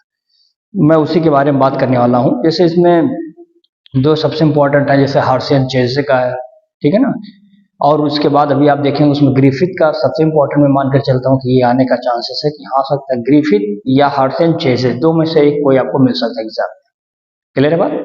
अब क्या है, कैसे हो रहे हैं, उन्हीं के बारे में हम लोग चर्चा करेंगे। तो ध्यान से देखिएगा, हमने लिख भी दिया इसीलिए पूरा बकायदा, या आपको एक शॉर्ट में पूरा बता लेने वाला। देखेंगे 1926 में एक साइंटिस्ट है जिसका नाम था क्वेस्ट ने क्या किया, study of genetic inheritance on the molecular level, यानी इन्होंने जेनेटिक मटेरियल या जेनेटिक इनहेरिटेंस का अध्ययन तो किया, लेकिन कहाँ पर, ऑन द मॉलिक्यूलर लेवल पर काम किया, ठीक है ना। फिर देखेंगे 1928 में वैज्ञानिक हमारे एक साइंटिस्ट जिसका नाम था ग्रिफिथ भी आ गए। इन्होंने काम किस पे किया, स्ट्रेप्टोकोकस निमोनिया पर। ये ऐसा बैक्टीरिया था जो हमारे शरीर में डिजीज कॉज करता था, जिसका डिजीज का नाम है निमोनिया। तो उन्होंने काम क्या किया कि जो हमारे ग्रिफिथ साहब थे, इन्होंने स्ट्रेप्टोकोकस निमोनिया के बारे में अध्ययन किया। अभी मैं इसको नीचे बताया हूँ, यहाँ पर ग्रिफिथ वाला, अभी मैं समझा देता हूँ क्या था ये, तब तक इसको देखेंगे। 1933 एंड 44 के करीब बीच में देखा गया कि एक बार वैज्ञानिक, इसमें कई सारे थे जो साइंटिस्ट, उनके कुलीग्स लोग मिल करके उन्होंने क्या किया, जैसे ओसवाल्ड अवेरे, फिर उसमें MC कार्टी और कॉलिन मैक्लियोड, ऐसे साइंटिस्ट जो भी थे, ये लोग मिल करके क्या काम कर रहे थे, इन्होंने देखा, लिखा द स्टडी ऑफ बायोकेमिकल। अभी मैंने बताया था ना, बायोकेमिकल में क्या है, प्रोटीन भी है, डीएनए भी है और आरएनए भी है। ये तीन चीजें क्या होती हैं, मिल गई। यानी इन्होंने स्टडी किया कहाँ पर, लिखा था study of biochemical nature of transforming the Griffith experiment. जो ग्रिफिथ का एक्सपेरिमेंट रहा है, यानी अभी मैं बता भी रहा हूं, तो ग्रिफिथ के एक्सपेरिमेंट में क्या चीज ट्रांसफर हुआ था, उन्हीं चीजों को लेकर के इन तीन साइंटिस्ट ने क्या किया, अपना स्टडी शुरू कर दिया कि वो देखना चाहते थे कि वो बायोमोलिक्यूल क्या ट्रांसफर हुआ था, और उस पर इन्होंने अपना स्टडी शुरू कर दिया। फिर हम देखेंगे और कहां से, हीट किल्ड से, यानी फ्रॉम द हीट किल्ड, जो कि यस यानी कि हमारा जो कह सकते हैं स्मूथ सेल, जो स्मूथ वाला था अभी बता रहा हूँ। एंड आल्सो डिस्कवर्ड, इन्होंने एक चीज और डिस्कवरी किया था तीनों ने मिलकर के, प्रोटीएज, प्रोटीन को डाइजेस्ट करने वाला, आरएनएज, आरएनए को डाइजेस्ट करने वाला, तो यानी, और एक था डीएनए, जो डीएनए को डाइजेस्ट करता, लेकिन इसका कोई भी इंपैक्ट इस पर नहीं पड़ रहा था क्योंकि डीएनए ही ज्यादा था। अब बाद में तो पता चल गया ना कि डीएनए जेनेटिक मटेरियल था, और डीएनए जब एक ट्रांसफर हो रहा था, तब जब देखा गया कि, अभी मैं इसको समझा भी रहा हूँ, but not biologist were convinced, लेकिन जो और बायोलॉजिस्ट थे ये लोग कन्विंस्ड नहीं थे इनकी बातों से। वो लोग कह रहे थे ऐसे क्या हुआ, आप प्रोटीज खोज लाए, डीएनए खोज लाए, आरएनए खोज लाए, तो हम समझ जाएं कि वही सब है। नहीं, ये नहीं चल पाएगा, इन्होंने गलत उसको एक नेगलेक्ट कर दिया। बाद में 1952 में आ गए कौन, हेड हार्सी एंड चेस, ये एक्सपेरिमेंट इन्होंने दिया था, इनका इंपॉर्टेंट होता है ये भी देखेंगे। इन्होंने लिखा वर्क ऑन द बैक्टीरियोफेज, यानी bacteria feel on DNA of virus and ready, यानी कैसे रेडी करता है मेनी वायरस पार्टिकल।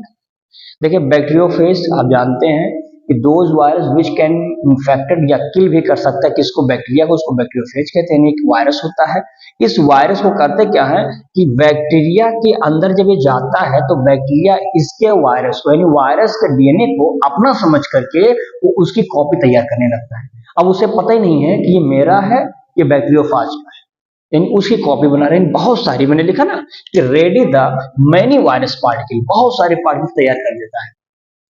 हाउ, फिर लिखा है न्यू, लिखा है कि to know it's DNA RNA, यानी उन्होंने ये जानने का काम किया, he wanted to know that it is the DNA RNA and the protein, यानी वो जानना चाहते थे कि बैक्टीरियोफेज से जो बैक्टीरिया, यानी अभी ई कोलाई का नाम आएगा, जो उसके अंदर गया है वास्तव में क्या गया था, वो डीएनए गया है, आरएनए गया है कि प्रोटीन था। यानी ये तीनों चीजों के बारे में जानने की कोशिश लोग कर रहे थे। सो इसको जानने के लिए उन्होंने काम किया, they grew some viruses on the medium, इन्होंने एक मीडियम में बहुत सारे वायरस को क्या कर दिया, ग्रो करा दिया।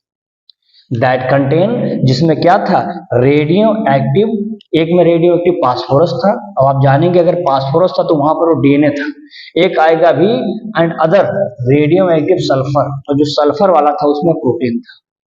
ये भी मैं आपको बताता हूं, यानी ध्यान दीजिएगा, अगर रेडियो एक्टिव सल्फर वाला मीडियम है तो इसके पास प्रोटीन आएगा, यानी एसपी, और अगर कहीं पर रेडियो एक्टिव हमारा क्या है, फास्फोरस है, तो इसके पास क्या आएगा, यानी फास्फोरस पी, और डी फॉर डीएनए, पीडी। तो ये ध्यान दीजिएगा, इसे शॉर्ट फॉर्म में रट जाएगा एग्जाम में, आप इसको कनेक्ट कर पाएंगे कि जो हार्ट से चेजे ने ग्रोथ कराया था मीडियम, वो मीडियम क्या था, रेडियो एक्टिव था। एक रेडियो एक्टिव में फास्फोरस था, एक रेडियो एक्टिव में क्या था, हमारा सल्फर था। तो सल्फर जहां पे था वहां पर क्या होता था, आना ही आना था किसको, प्रोटीन को, और जहां पर हमारा क्या था, फास्फोरस था, वहां आना किसको था, डीएनए को। तो ये फिक्स हो गया यहाँ पर। फिर देखेंगे both contain radio active DNA and the protein, वही चीजें जो मैंने लिख दी यहीं पे कि दोनों रेडियो एक्टिव मीडियम में क्या था, डीएनए भी था और प्रोटीन था। फिर लिखा है now radioactive phages allowed to the, किसके पास, इन्फेक्ट इन ई कोलाई। अब हमने ई कोलाई को उठाया और कहा रेडियो एक्टिव फास्फोरस वाले को, बैक्टीरिया जो था, वायरस जो ग्रो कराया था मैंने ना, अब हमने सोचा कि इस वायरस को जो हमने ग्रो कराया है ले जाओ और किसके पास, ई कोलाई में इंजेक्ट कराओ, देखो वो मर रहा है, क्या हो रहा है।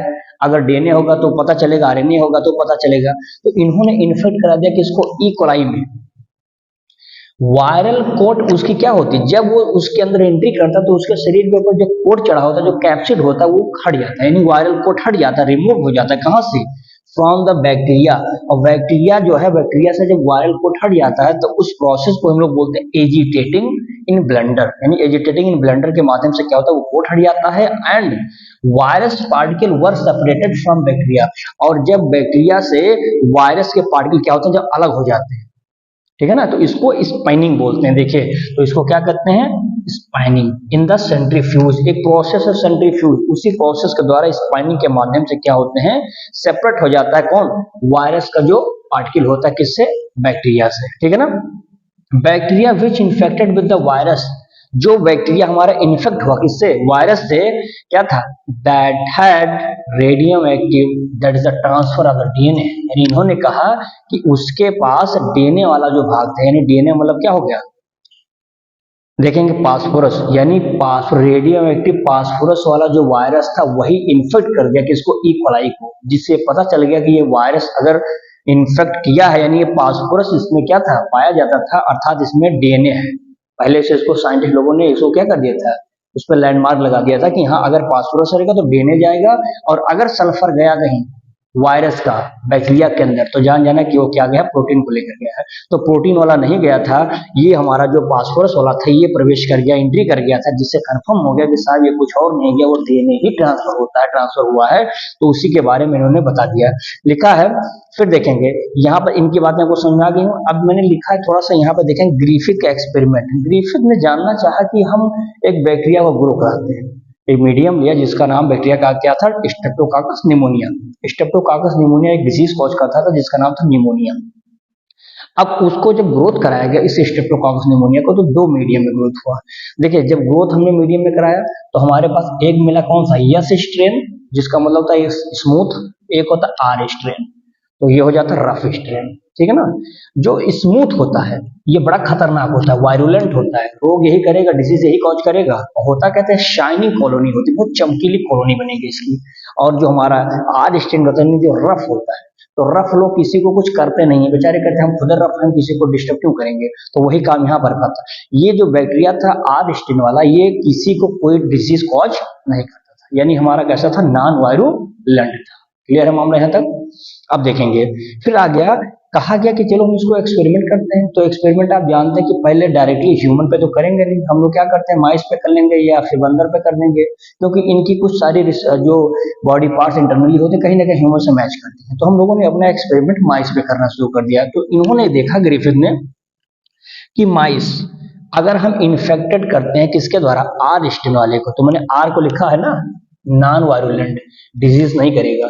तो जैसे माइस पर हमने किसको किया, इसके आर स्ट्रेन को इंटर्ट किया, फिर देखा कि माइस हमारा जो था अभी जिंदा है, यानी उसके अंदर कोई रोग नहीं गया है, उसको डिजीज नहीं हुआ, यानी वो मरा नहीं है, डेथ नहीं हुआ, फिट है।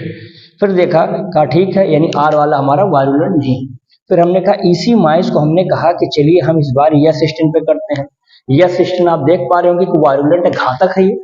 तो जैसे ये गया, बेचारा माइस क्या हो गया, मर गया, आहुति दे दिया एक्सपेरिमेंट करने के लिए ग्रिफिथ का, जो हम आज पढ़ रहे हैं। फिर हमने कहा ठीक है, अब हम इस माइस के ऊपर क्या करेंगे, हीट किल्ड यस स्ट्रेन करेंगे। देखो यस स्ट्रेन कहता है वायरुलेंट है, खतरनाक है, मार देगा किसी माइस को, लेकिन कहा अच्छा अगर तुम मार रहे हो तो हम ऐसा करते हैं कि मैं तुमको गर्म कर देता हूँ। इस एस स्ट्रेन वाले को क्या किया गया, इस बैक्टीरिया को हमने खौला दिया, गर्म कर दिया, हीट कर दिया।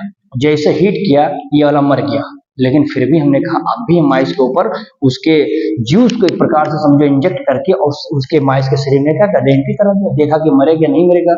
बाद में पता चला कि अभी माइस क्या है, अलाइव है, जिंदा है। इससे ये पता चल गया कि अगर हम इसको वायरुलेंट वाले को क्या कर दें, अगर इसको गर्म कर दें, किल कर दें, हीट कर दें, तो इसके अंदर का जो जेनेटिक मटेरियल था, यानी कि जो डिजीज कॉज करता था, जो मार रहा था, निमोनिया कर रहा था, अब वो क्या होता है, इनएक्टिव हो गया, मर गया। तो यानी इससे कंफर्म हो गया कि हीट किल कर देने से नुकसान नहीं होने वाला है। बाद में क्या हुआ, यस स्ट्रेन जो था, जो यस स्ट्रेन आप देख रहे होंगे क्या है, वायरुलेंट है, जो कि हीट किल्ड पहले से है, जो नुकसान यानी कि मार नहीं पा रहा था माइस को। हमने कहा ठीक है, हम इसको आर स्ट्रेन के साथ लगाते हैं। आर स्ट्रेन के साथ था, पहले से नॉन वायरुलेंट है, यानी ये रोग करेगा ही नहीं। ये बेचारा करता था लेकिन हीट किल्ड कर दिया मैंने, तो ये भी नहीं कर पा रहा था। कहा दोनों को मिला देते हैं, और दोनों को मिला करके एक इंजेक्शन तैयार करिए और माइस के अंदर इंट्रोड्यूस कराइए। अब पता चला कि बेचारा माइस डाई हो गया। ये बड़ा आश्चर्य वाला बात हुआ ग्रिफिथ के लिए। इन्होंने कहा बताओ, ये तो पहले से नुकसान नहीं कर पा रहा था, मार नहीं पा रहा था माइस को, और ये ऑलरेडी नहीं मार रहा है। तो आखिर क्या हुआ कि दोनों को एक साथ जब हमने इंजेक्ट किया माइस के ऊपर, तो माइस मर गया। तब इन्होंने कंफर्म किया कि कुछ तो बायोकेमिकल जरूर होगा जो इस यस स्टेन के हीट किल्ड यस स्टेन से ट्रांसफॉर्म हुआ है, ट्रांसफर हुआ है इसमें आर स्ट्रेन में, और जब दोनों मिले हैं और माइस के ऊपर इसको इंजेक्ट किया गया है तो वो मर गया है। तो इससे अभी भी उन्होंने कंफर्म किया कि हाँ ये जो गया होगा ये क्या था, कहीं ना कहीं डीएनए ही क्या होता है, ट्रांसफर होता है। तो इससे इन्होंने एक अपना एक्सपेरिमेंट दिया था माइस के ऊपर। समझ में आया होगा इतनी बात। अब मैं बात करता हूं कि जब आप ट्रांसलेशन के विषय में या ट्रांसक्रिप्शन पढ़ने वाले होंगे तो आपको कुछ मेशनरी, कुछ एंजाइम के बारे में जानना है। Before the transcription, before the translation, there is so many enzymes we have to use in the case of these things. Now DNA polymerase enzyme लिखा है कि main, it is a main enzyme. Help किसमें करता है? Help in E coli the process of replication that is the DNA dependent polymerase. ठीक है ना, यानी ये जो डीएनए पॉलीमरेज होता है ये कहीं ना कहीं रेप्लिकेशन करने में हेल्प करता है, यानी प्रोसेस करवाने में ये हेल्प करने वाला है। और ये सबसे इंपॉर्टेंट है कहां पर? इक्वलाई। ठीक ना, polymerisation always should be in the this polarity, यानी 5:3। तो 5:3 ही पोलरिटी में इसका पॉलीमराइजेशन होता है, ये दिमाग में रख लीजिएगा। ये कई बार तो आता भी है कॉम्पिटेटिव एग्जाम वगैरह में। फिर है रेप्लिकेशन फॉर्क। तो देखिए रेप्लिकेशन फॉर्क का मतलब होता है कि एक छोटा सा छिद्र होता है, ओपनिंग होती है, यानी जिसको पता होगा कि इसी ओपनिंग से हम क्या करेंगे, डीएनए हेलिक्स में करना है, रेप्लिकेशन करना है। तो देखिए लिखा है रेप्लिकेशन अगर विद इन या with is a small opening, बहुत छोटा सा ओपन होगा, उसी से क्या होगा, डीएनए हेलिक्स में हम आगे रेप्लिकेशन शुरू करेंगे। तो देखिए 3 to 5 अगर है तो इस पोलरिटी को क्या होगा, इस पोलरिटी का जो रेप्लिकेशन होगा ये कंटिन्यूअस होगा, यानी बिल्कुल सीधा होगा। ठीक है ना, लेकिन अगर हम 5 to 3 वाला बात करेंगे जहां से पॉलीमराइजेशन स्टार्ट होता है जी डायरेक्शन में, अगर उसकी आप बात करते हैं, इस पोलरिटी की बात करते हैं, तो यहाँ पर जो रेप्लिकेशन होगा डिसकंटिन्यूअस होगा, लाइक दिस। ये होगा फिर रुक जाएगा फिर चलेगा ऐसे, यानी हम कह सकते हैं कंटिन्यूअस नहीं है, डीएनए के छोटे छोटे फ्रेगमेंट अभी बन पा रहे हैं, यानी डिसकंटिन्यूअस हो रहा है। तो ये भी इसमें देखा जाता है। अब हुआ डीएनए लाइगेज। तो डीएनए लाइगेज का काम होता है कि ये जो डिसकंटिन्यूअस फॉर्म में हमारा रेप्लिकेशन हुआ है 5 to 3 प्राइम का, इसको लाओ किसी तरह जोड़ा जाए। तो जोड़ने के लिए जरूरी है कि आपको गोंद की जरूरत है, नॉर्मल भाषा में गोंद चाहिए, गम चाहिए। अब उसी गम का यूज हम करते हैं डीएनए लाइगेज एंजाइम के द्वारा। लिखा है मैंने, discontinuous fragments of DNA are joint from this enzyme. इस एंजाइम की मदद से सबको उठा उठा के क्या करते हैं, जोड़ते हैं। क्लियर है यहां तक? फिर देखेंगे ओरिजिन ऑफ रेप्लिकेशन। रेप्लिकेशन आखिर शुरू कहां से होगा, कहीं तो उसका कुछ पॉइंट होगा जहां से रेप्लिकेशन स्टार्ट होगा। तो मैंने लिखा there is a definite reason in E coli. E coli में एक पर्टिकुलर जगह होता है, वहीं से रेप्लिकेशन शुरू करेगा, जहां से क्या होगा, DNA where the replication originates, यानी जहां से डीएनए ओरिजिनेट करने वाला है, यानी where a piece of DNA if needed to be propagated during the recombinant DNA procedure। जैसे मान लेते हैं कि हमारा इतना भाग है, इतना एरिया हम चाहते हैं कि हम इसका रेप्लिकेशन करवा लें, तो यानी कि ये हमें नीड होगा। भाई रेप्लिकेशन हम क्यों करवा रहे हैं, हमारी आवश्यकताएं हैं, हम चाहते हैं कि इतना वाला भाग हमारे पास और मिल जाए। तो हम इतने, देखो वही चीज मैंने लिखा है, where a piece of DNA is needed. अब मान लेते हैं कि इतना डीएनए का पीस हमें नीड, इतनी आवश्यकता है इसकी, तो हम क्या करते हैं, इसको हम प्रोपोगेटेड करना चाहते हैं, यानी कि बहुत ज्यादा मात्रा में चाहते हैं। कहां पर, during the recombinant DNA procedure में। तो हम क्या करते हैं, इतने एरिया पर हम क्या करते हैं, अपना रेप्लिकेशन काम करवाते हैं। तो इसी को कहा गया कि ओरिजिन ऑफ रेप्लिकेशन कहां से होता है, तो एक पर्टिकुलर जगह होता है, डेफिनेट रीजन होता है ई कोलाई वगैरह में, जहां से रेप्लिकेशन शुरू हो जाता है, जो हमें डीएनए का सेगमेंट इंपॉर्टेंट है, ये नीड होता है, उसी का हम काम करते हैं। डीएनए रिकॉम्बिनेंट टेक्नोलॉजी में हम ये यूज करते थे। फिर देखिए यहाँ ये करवाने के लिए आपको वेक्टर भी चाहिए, क्योंकि वेक्टर रिक्वायर्ड होता है, किस लिए, it provide the origin of replication.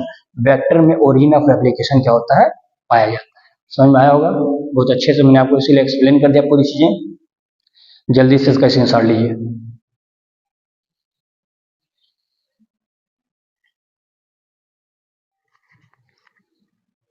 चलिए अब इसमें अगला टॉपिक हम लोग देख लेते हैं, जिसका नाम हो जाएगा हमारा, जिसका नाम हो जाएगा बेटा ट्रांसक्रिप्शन।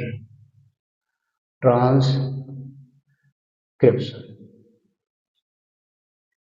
देखेंगे। इसमें हम लोग जनरली जल्दी जल्दी सारी टॉपिक्स को कोशिश करेंगे कि कवर करने की कोशिश करेंगे। ट्रांसक्रिप्शन आप जानते हैं कि क्या होता है कि ट्रांसक्रिप्शन और ट्रांसलेशन, ठीक है ना, डीएनए से आरएनए बनना ट्रांसक्रिप्शन कहलाता है। डीएनए के डबल जो स्ट्रैंड होते हैं, दोनों के दोनों स्ट्रैंड उसमें वर्क नहीं करते हैं। उसमें एक वर्ग अभी आप देखेंगे तो टेम्पलेट का काम करेगा, एक वर्ग हमारा कोडिंग का काम करेगा। डीएनए के दोनों स्ट्रैंड ट्रांसक्रिप्शन में पार्टिसिपेट नहीं करते हैं, सिर्फ एक ही बनाता है आरएनए। दोनों बनाता है तो भी तकलीफ होगा। तकलीफ क्या होगा? तकलीफ ये होगा कि सपोज मान लीजिए कि दोनों स्टैंड हमारे कोडिंग का काम करना शुरू कर दे, सॉरी दोनों टेम्पलेट का काम शुरू कर दे करने, तो होगा क्या? दोनों टेम्पलेट ही बनाएगा मैसेंजर आरएनए। पता लगे कि एक हमारा टेम्पलेट एमआरएनए बनाया, दूसरा वाला भी टेम्पलेट की भांति कार्य कर रहा है, वो भी मैसेंजर आरएनए बना रहा है। बोथ मैसेंजर आरएनए क्या हो जाएंगे? डबल स्ट्रैंड हो जाएंगे वहां पर। और डबल स्टैंड होने के बाद उसमें क्या होगा कि डबल स्टैंड जहां बन जाता है वहां पर वो क्या करते हैं, वो अपनी जो है एक प्रकार से प्रोटीन बनाने में क्या करते हैं, कार्य नहीं दे पाते हैं। तो डबल स्टैंड जहां बना, जहां प्रोटीन नहीं बन पाएगा, तो ये क्या हो सकता है?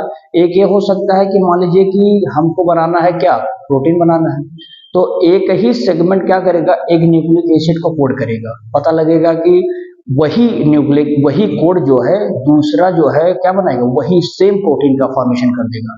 तो यानी इसमें कहने का मतलब क्या हो गया कि जब एक ही हमारा जो कोड होगा दो दो अलग अलग प्रकार के प्रोटीन का फॉर्मेशन करता है, तब यहाँ पर हम बता सकते हैं कि यहाँ पर दोनों हमारे एज अ टेम्पलेट के कार्य नहीं कर पाएंगे। तो इसीलिए हम बताएंगे इसमें कि क्या ये होता है। तो इसमें कुछ हम शॉर्ट पॉइंट भी लिखाते चलेंगे, आप लोग भी कॉपी में लिखते रहेंगे जल्दी जी, ताकि आपका नोट्स भी तैयार होता रहेगा, ठीक है ना। देखेंगे इसमें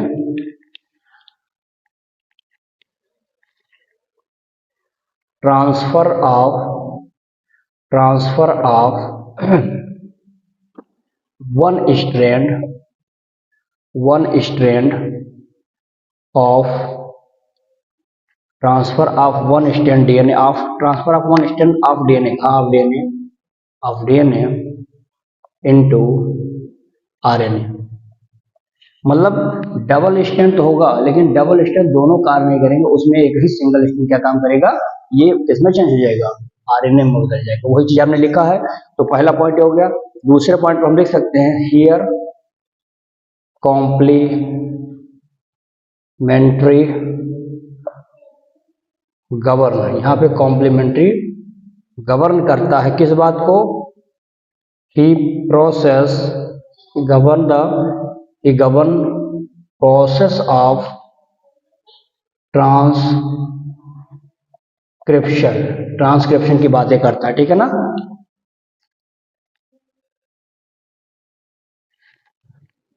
प्रोसेस ऑफ ट्रांसक्रिप्शन एक्सेप्ट कहां पे, यूरेसिल ऑन थायमिन। अब यहां पर आप देखेंगे यूरेसिल किस में बदल गया, थायमिन। सिर्फ यही अंतर होगा, बाकी क्या होंगे, कॉम्प्लीमेंट्री का काम करेंगे। जैसे अभी देखेंगे यहाँ पर मैंने आपको बताया होगा प्यूरिन और पिरामिडइन वाला केसेस, है ना। तो यहाँ पे होगा एजी, ये क्या था, टीसी। ये जा करके जुड़ेगा किसके साथ, ए ई के साथ, जी कहां पर, सी के साथ। बस यही अंतर है। अगर ये बात करेंगे आरएनए के केसेस में, तो यही हमारा जो टी हो जाता है, थायमिन हो जाता है, ये किसके स्थान पर, यूरेसिल पे आ जाता है। यानी अब यहाँ पर हम बात करेंगे जब, तो यही ए हमारा बदल जाता है किसमें, यूरेसिल में। किसमें, जब आरएनए बनेगा तब सिर्फ यही चेंज होगा। बाकी ये कॉम्प्लीमेंट्री जो होता है उसी कॉम्प्लीमेंट्री नियम को ही क्या करते हैं, ये फॉलो करते हैं। अगला पॉइंट देख लेंगे इसमें, तीसरी बात कर लेंगे, both strand cannot copied during transcription, ठीक है ना। ट्रांसक्रिप्शन फिर लिख सकते हैं, ट्रांसक्रिप्शन कोड ऑफ क्या बना लेंगे, कोड डबल स्टैंड आरएनए। और जहां डबल स्टैंड आरएनए बन जाता है तो क्या होगा, ये प्रोटीन क्या करेगा, प्रोटीन को रोक देगा, ठीक है ना। एक बात इसमें वो लिख सकते हैं, यहाँ पर हम बता सकते हैं दूसरी वजह से। पहला तो हो गया कि डबल स्टैंड आरएनए बन गया, तो डबल स्टैंड आरएनए बन जाने की वजह से प्रोटीन ही नहीं बन पाएगा। पता लगा कि हमको आगे ट्रांसलेशन करना है तो वहां पर प्रोटीन ही नहीं बन पा रहा है, तो हम इसीलिए वो डबल स्टैंड दोनों हमारे क्या होते हैं, कॉपी या एज अ टेम्पलेट के बाद कार्य नहीं करते हैं। दूसरा रीजन क्या होगा, अगर दोनों हमारे टेम्पलेट की तरह हो जाए, यानी कि कोडिंग और टेम्पलेट जो अलग अलग था, हमने कहा एक कोडिंग ना होकर के वो भी टेम्पलेट हो जाए, तो दूसरा रीजन क्या प्रॉब्लम क्रिएट हो सकता है। तो पहला आपने देखा प्रोटीन नहीं बन पाएगा। दूसरा आप लिख सकते हैं यहाँ पर क्या लिख सकते हैं, if both strand act as a template act as template, so ये लिख देंगे टेम्पलेट, दे कोड क्या बनाएगा ये, they code for RNA molecule with किसके साथ, with difference sequence, that is the sequence of amino acid in protein different, so one segment of DNA code for different protein। यानी इससे ये पता चला कि अगर हम लोगों ने देखा कि दोनों टेम्पलेट की तरह कार्य करने लगे, देखो मैंने लिख दिया है, if the both stand act as the template, दोनों टेम्पलेट की तरह कार्य करते हैं, होगा क्या, they code for the RNA, तो दोनों कोड किसको करेंगे, RNA को कोड करेंगे, और RNA को कोड करेंगे तो कहीं ना कहीं क्या होगा, with the different sequence, that is the sequence of amino acid, तो एमिनो एसिड का सीक्वेंस उसमें क्या हो जाएगा, दोनों अलग अलग हो जाएगा। जब डिफरेंस सीक्वेंस ही अलग हो जाएगा अमीनो एसिड का, तो जाहिर सी बात है कि प्रोटीन जो बनेगा वो भी अलग अलग बनना शुरू हो जाएगा। तो एक ही में क्या होगा, पता लगा in the protein difference, so the one segment of DNA, तो DNA का एक सेगमेंट क्या करेगा, अब पता लगेगा डिफरेंट प्रोटीन बना रहा है, जो कि एक प्रकार का म्यूटेशन का इंडिकेशन है।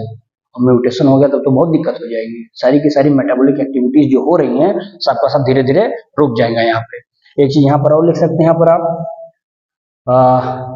3 प्राइम से लगा करके 5 प्राइम जो होते हैं, ठीक है ना, जैसे मान लेते हैं यहाँ पे A हमने कुछ भी बना दिया, ठीक है ना, और यहाँ पर हमने कर दिया 5 प्राइम से 3 प्राइम कर दिया, ठीक है ना।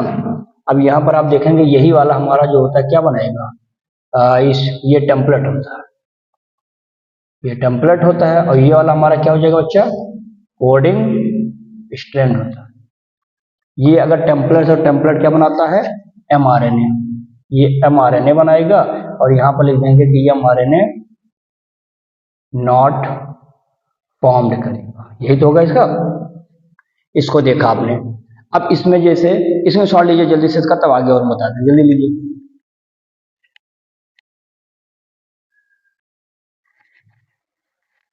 चलिए अब इसमें ट्रांसक्रिप्शनल उसकी यूनिट क्या होती है, तो जो भी इसमें प्रमोटर होगा, फिर उसमें होगा टर्मिनेटर होगा, बीच में स्ट्रक्चरल जीन होगा, तो उसको लिख सकते हैं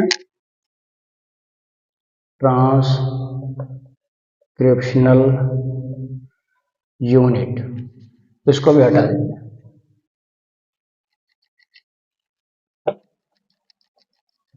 देखिए ट्रांसक्रिप्शनल यूनिट इज 3, कितने हो जाएंगे इसके, 3 हो जाएंगे। कौन कौन से इसमें होंगे, तो 3 में आप लिख सकते हैं यहाँ पर पहला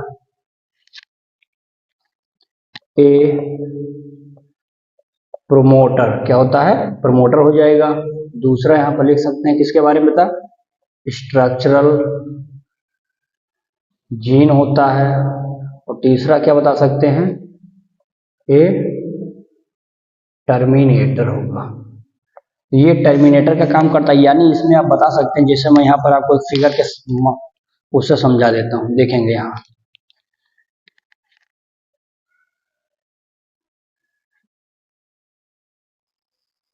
ध्यान से देखते रहेंगे, आपका यहीं पे काम होगा बच्चा। 5 to 3 हो जाएगा, ये 3 हो जाएगा, ये 5 प्राइम हो जाएगा। यहाँ पर जो हमारा ये 5 प्राइम वाला भाग होता है, ये है, इसको हम लोग बोलते हैं क्या है, अपस्ट्रीम कहते हैं। इसको हम बता सकते हैं, यहाँ पर लिख दीजिए आप अप स्ट्रीम, यानी यहीं से शुरू होता है ये, ठीक है ना। इस भाग को 3 प्राइम को क्या बोलते हैं, डाउन स्ट्रीम हो जाएगा, ठीक है ना। अब यहाँ पर देखेंगे जो 5 to 3 प्राइम होता है इसी को कोडिंग कहते हैं, तो इसके ऊपर आप इसे तो ले देंगे क्या, कोडिंग स्ट्रैंड, ठीक है ना। और 3 to 5 वाला हमारा क्या हो जाता है, टेम्पलेट का काम। ये क्या हो जाएगा हमारा, टेम्पलेट स्ट्रैंड होता है, ठीक है ना।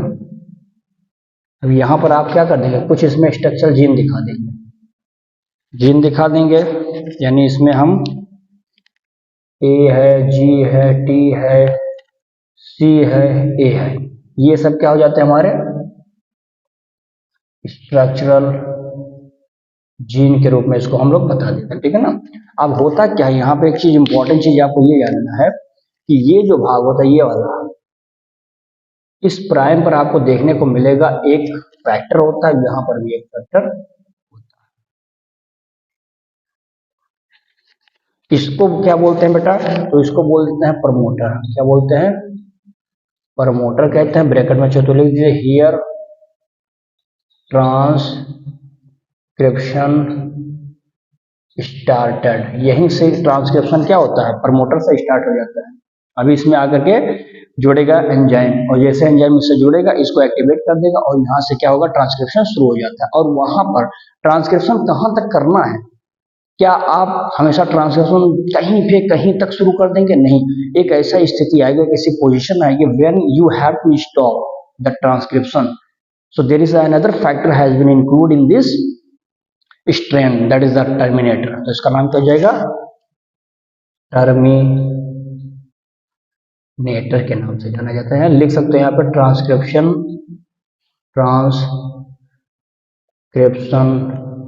स्टॉप, यहाँ पे ट्रांसक्रिप्शन क्या हो जाएगा, स्टॉप हो जाएगा।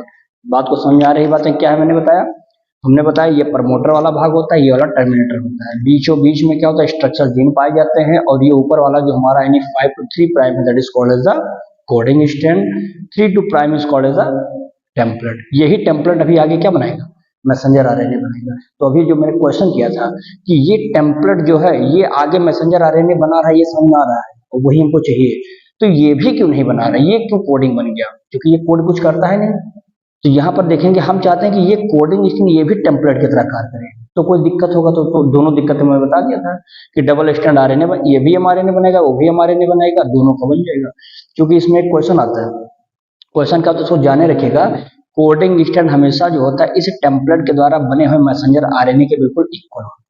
अभी मैं उसको बताऊंगा कैसे, एक इसमें और देखते रहेंगे इसी में। अब जैसे मान लेते हैं यहाँ पर यहीं से देखेंगे डीएनए है, और डीएनए से हमारा क्या बन गया यहाँ पे, मैसेंजर आरएनए, यानी यहाँ पर काम क्या कर रहा होगा, तो बता देंगे कौन सा, डीएनए डिपेंडेंट आरएनए पॉलीमरेज, ये हो गया। और डीएनए से आरएनए बनने वाली प्रक्रिया को क्या बोलते थे, अभी मैंने आपको बताया था ट्रांसक्रिप्शन जो आप पढ़ रहे हैं। अब यहीं पर आप देखेंगे कि ये डीएनए अगर डीएनए ही बना देता है तो क्या दिक्कत है, तो ये हो जाएगा एंजाइम कौन सा काम करेगा, डीएनए पॉलीमरेज। कौन सा एंजाइम काम करेगा इस पर, या इस प्रोसेस को क्या बोलते हैं, तो हो जाएगा हमारा अच्छा हाँ, ये हमारा क्या हो गया था, डीएनए से आरएनए ट्रांसफर या ट्रांसलेशन हो जाएगा, ठीक है ना। अब इसमें एक इंपॉर्टेंट पॉइंट और मैं बता देता हूँ, यहीं पे देखते चलेंगे, ठीक है ना। जैसे इसमें इसको नोट्स बना लीजिए, इसको नोट्स टाइप का। जैसे पहला मैं यहाँ दे देता हूँ आपको DNA helicase.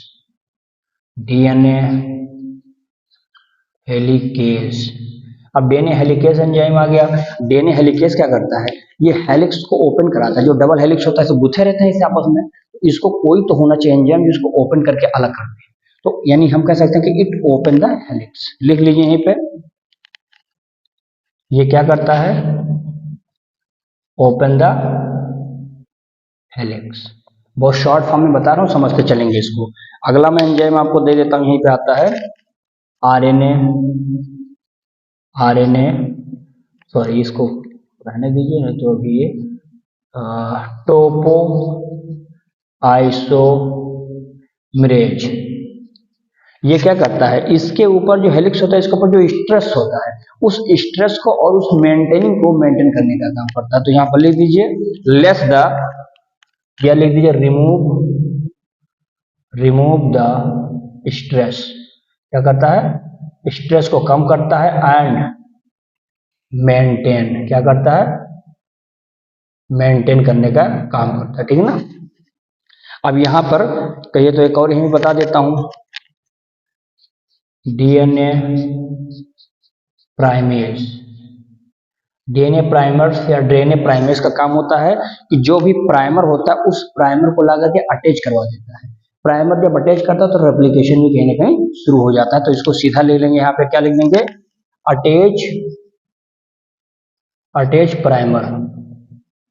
Attach primer where replication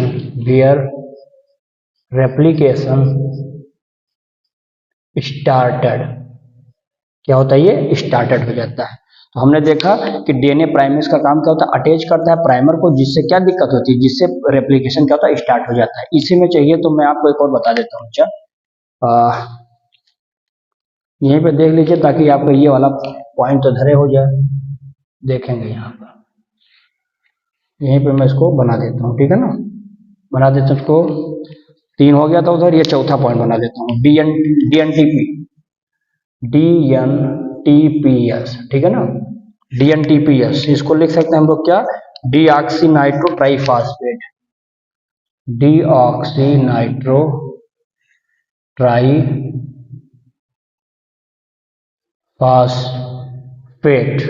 ठीक है ना, डीऑक्सी ट्राइनाइट्रो फॉस्फेट। क्या करता है ये, it help activated to nucleotide. It help to nucleotide. यानी हमने बता दिया डीएनटीपी जो था, डीऑक्सी नाइट्रो ट्राइफॉस्फेट होता है, ये एंजाइम है, क्या काम करता है, ये हेल्प करता है, जिससे क्या होता है, जो न्यूक्लियोटाइड होते हैं वो क्या होता है, एक्टिवेट हो जाते हैं। तो एक्टिवेट करने का काम कौन करता है, डीएनटीपी करता है। समझ में आ गया होगा आपको। ठीक है ना।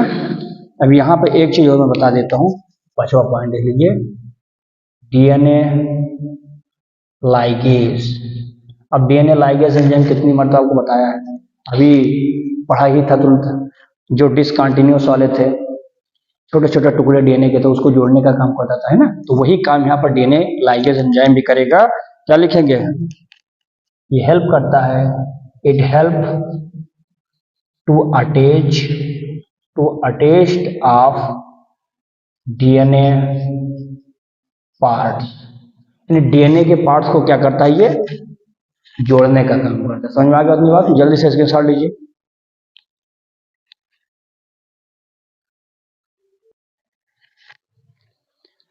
देखिए भाई, ये समझ में आ गया। अब अगला देख लेंगे। इसमें नोट क्या करेंगे, जो भी कोडिंग वाला स्ट्रैंड था वही वाला है, कोडिंग स्ट्रैंड। इसमें क्या लिख सकते हैं, ब्रैकेट में लीजिए इसे 5 prime to 3 prime are same. किसकी तरह सेम होता है, to messenger RNA. So called क्या बोलते हैं उसको, सो कॉल्ड कोडिंग, या कुछ मत कहिए, बस इतना ध्यान रखिएगा कि जो हमारा ये 5 to 3 प्राइम होता है, ये वाला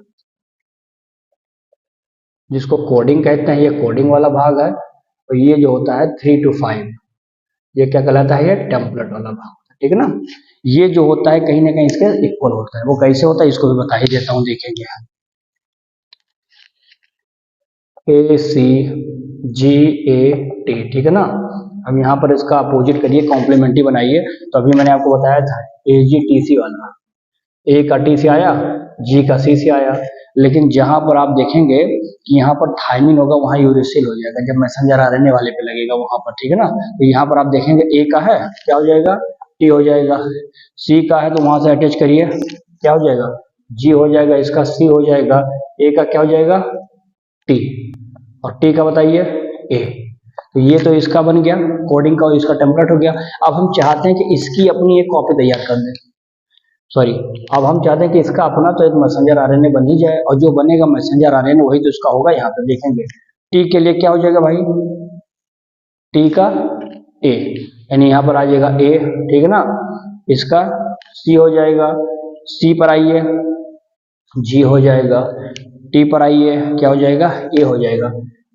फिर देखेंगे इसका क्या हो जाएगा, देखिए ये ए से टी था, लेकिन मैंने आपको बताया जब आरएनए बनाएंगे, मैसेंजर आरएनए बनाएगा, ये आरएनए बनेगा तो वहां पर थाइमिन किसमें बदल जाता है, यूरेसिल में, यानी ये वाला भाग हो जाएगा यू में, यानी यू ये किसमें चेंज हो जाएगा, यू में।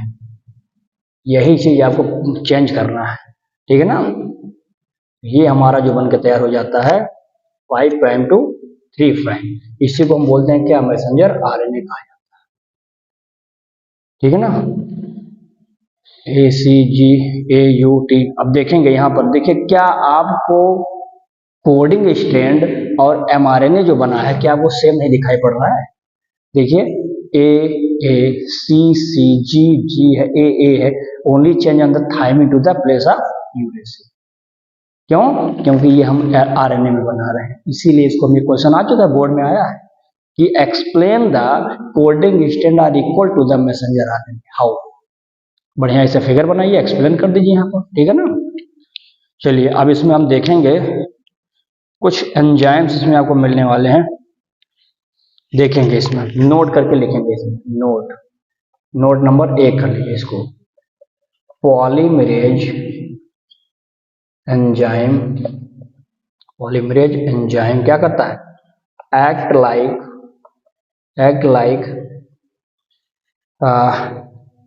कैटेलाइज। क्या होता है, कैटेलाइज। कहाँ पे कैटेलाइज करेगा, कैटेलाइज एंड बता सकते हैं इसमें है पॉलीमराइजेशन इन ओनली, कहाँ पे होगा, इन ओनली 5 टू किसमें 3 डायरेक्शन। याद रखिएगा कि पॉलीमरेज एंजाइम हमेशा जो पॉलीमराइजेशन करेगा हमेशा 5 to 3 डायरेक्शन में ही करेगा और किसी डायरेक्शन में नहीं हो सकता है। तो ये सबसे इंपॉर्टेंट बात है, यहाँ पर ध्यान दीजिएगा इसको। नोट नंबर चाहिए तो 2 कर लीजिए, या चाहिए तो यहीं पर लिख दीजिए, लिख देंगे। जो प्रमोटर होता है, प्रमोटर का काम क्या होता है, प्रमोटर प्रोवाइड करता है द साइट, किसके लिए भाई, site for RNA polymerase in coding strand में जो हमारा आरएनए पॉलीमरेज होता है उसको कहीं ना कहीं प्रमोटर क्या करता है, साइट होता है जो उसको साइट में जोड़ने का काम करता है, ठीक ना। तो वही मैंने लिखा कि promoter provide the site for the RNA polymerase. तो आरएनए पॉलीमरेज उसी प्रमोटर से जाकर के क्या होता है, अटैच हो जाता है। वही चीज मैंने वहां पर पॉइंट बना के लिख दिया, ठीक है ना। आगे देख लेंगे इसमें। देखिए इसकी जो प्रोसेस होती है ना, इस प्रोसेस में आप देखेंगे तो आपको मैं बता देता हूँ, पहला होता है इनिशिएशन।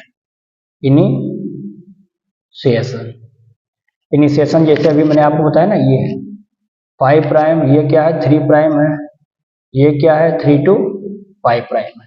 अब जैसे मान लेते हैं इस पर मैं कोड लिख देता हूँ, ए है, टी बनाइए, सी बनाइए, और क्या हो जाएगा, ए टी सी बना देंगे, और इसमें है जी ए टी सी जी, ठीक ना। अभी उसका अपोजिट बनाइए, टी हो जाएगा, इसका क्या हो जाएगा, ए हो जाएगा, सी का क्या हो जाएगा भाई, जी हो जाएगा, जी का क्या हो जाएगा, उसका अपोजिट सी हो, ए का टी, टी का ए, सी पे आइए, जी, जी पर सी। अब आप यहां जरा देखेंगे ध्यान से, ये भाग जो है अभी जो पिछले टर्म में बताया मैंने, इतना यही भाग तो हमारा क्या कहलाता है, अभी मैंने आपको बताया ना शुरुआत करा रहा था, ये प्रमोटर है, ठीक है ना। ये जो सबसे लास्ट में होता है, जो सबसे कॉर्नर पे है, इसको क्या बोलते हैं, टर्मिनेटर कहते हैं, ठीक है ना। अच्छा ये सब क्या हो जाएंगे, स्ट्रक्चरल जीन हो जाएंगे। इतनी बात समझ में आई। ये भाग हमारा क्या कहलाता है, कोडिंग वाला भाग है, ये वाला टेम्पलेट वाला भाग है। ये तो इतनी बार बता चुका हूँ, रट गया होगा आपको कि कोडिंग कौन सा है 5 to 3 और टेम्पलेट कौन सा है 3 to 5 है। बीच शुरुआत में क्या है, प्रमोटर, लास्ट में क्या, टर्मिनेटर, बीच में क्या है, स्ट्रक्चरल जीन होता है। समझ में आया होगा इतना बात।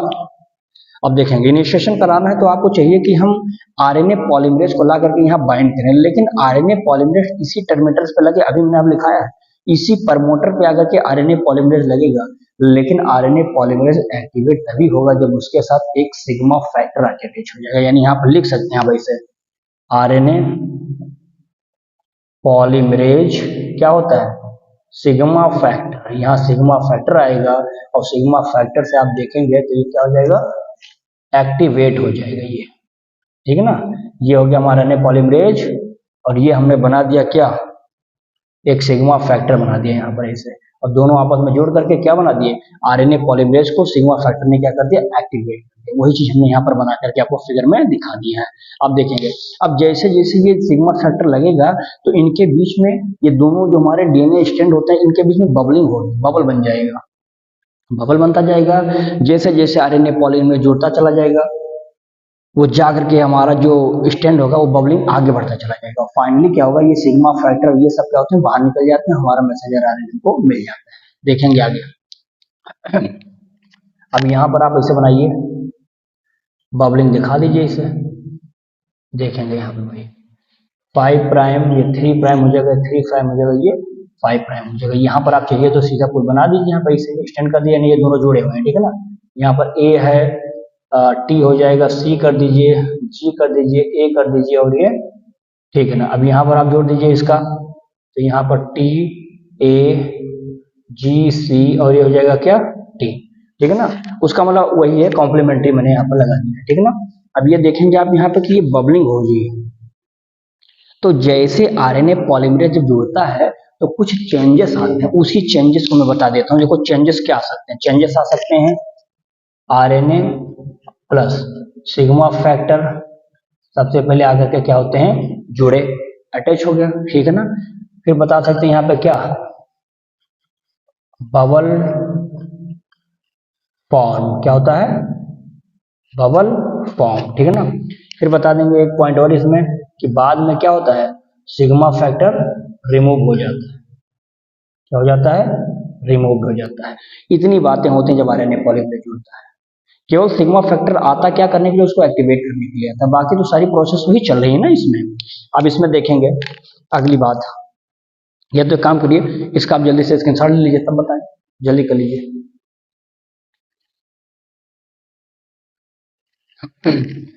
चलिए भाई अगला देखेंगे, पहला हो गया हमारा इनिशिएशन, दूसरा हो जाएगा इलोंगेशन। इलोंगेशन में होता है ये भी कॉम्प्लीमेंट्री रूल्स को ही फॉलो करता है, कॉम्प्लीमेंट्री रूल्स को फॉलो करता है। यानी हमने बताया कि ये 5 जो 5 to 3 प्राइम कोडिंग था और 3 to 5 हमारा क्या था, टेम्पलेट था।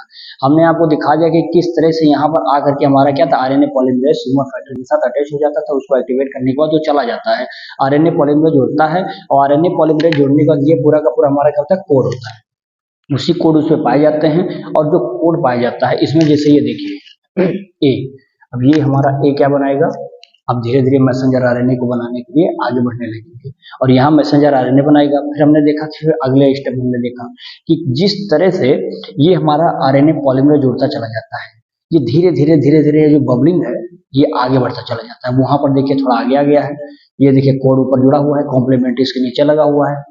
जो इसमें आए उसका यहाँ पर फिर देखिए ये फिर जुड़ करके मैसेंजर आरएनए पर जुड़ते चले जाते हैं अपने कॉम्प्लीमेंट्री बनाते हुए, और यहाँ पर ये जुड़ते चले जाते हैं। फिर हमने दिखाया कि धीरे धीरे बबलिंग बिल्कुल लास्ट पर जा रहा है, यानी टर्मिनेटर पर जा रहा है, और टर्मिनेटर फैक्टर यहाँ पर जो यूज किया गया उसको रो फैक्टर कहा जाता है, और जो हमारा प्रमोटर था उसमें क्या था, सिग्मा फैक्टर था।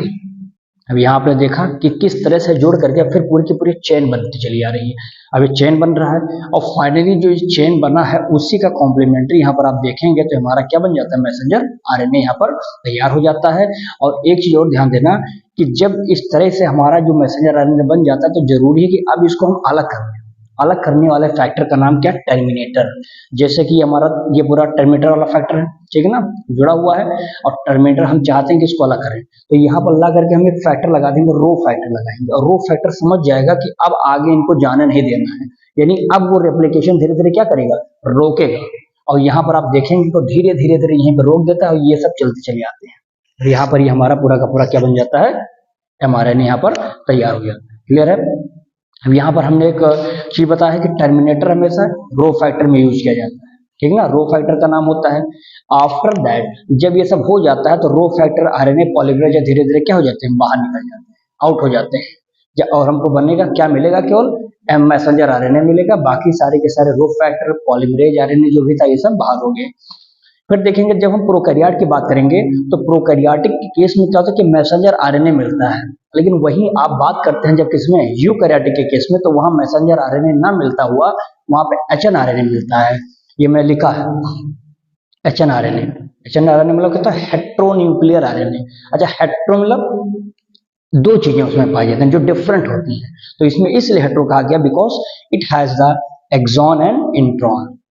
Two things are formed. Exon are participate in the protein formation, but the intron is inactive in the participant of the, यानी ये पार्टिसिपेट नहीं करता प्रोटीन के फॉर्मेशन में, जबकि एक्सॉन क्या करता है, पार्टिसिपेट करता है। फिर मैंने आपको बताया है कि जब जो आरएनए होता है, आरएनए का जो सेगमेंट होता है, यानी लिखा कि सेगमेंट ऑफ आरएनए को हमने बोला क्या है, सिस्टोन कहा जाता है। अब आप देखेंगे तो एक छोटा सा जो पार्ट होगा, खंड होगा किसका, आरएनए का, उसी को हम लोग सिस्टोन कह सकते हैं। और सिस्टोन हमेशा दो प्रकार के, ठीक ना, एक होता है पॉलीसिस्टोनिक, एक होता है मोनोसिस्टोनिक। पॉलीसिस्टोनिक में आप बता सकते हैं कि स्पेशली पॉलीसिस्टोनिक किसमें होगा, यूकैरियोटिक में, सॉरी प्रोकैरियोटिक में होगा, यानी बैक्टीरिया में दे सकते हैं।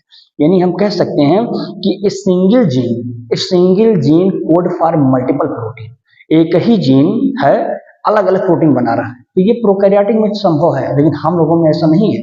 अभी आपने पढ़ा था वहां पर जो हमने कोडिंग टेम्पलेट वाला बनाया था कि एक ही जीन जो था अलग अलग कोड करने लगेगा प्रोटीन को, तो ये हमारे लिए म्यूटेशन कर सकता है। तो सेम चीजें यहाँ पर भी देखने को मिल रही है, जो कि इसीलिए we are not coming under the polycistronic. हमारे में क्या होता है, single gene code for the single protein, ये चलता है। यानी we came under the monocistronic, यानी यूकैरियोट आता है, ह्यूमन आता है उसमें। समझ में आ रहा है इतनी बातें। यानी हम कह सकते हैं कि यही इंट्रॉन और एक्सॉन जब आपस में मिल जाते हैं तो एचएनआरएनए का फॉर्मेशन कर देते हैं। समझ में आ गया। जल्दी से स्क्रीनशॉट लीजिए।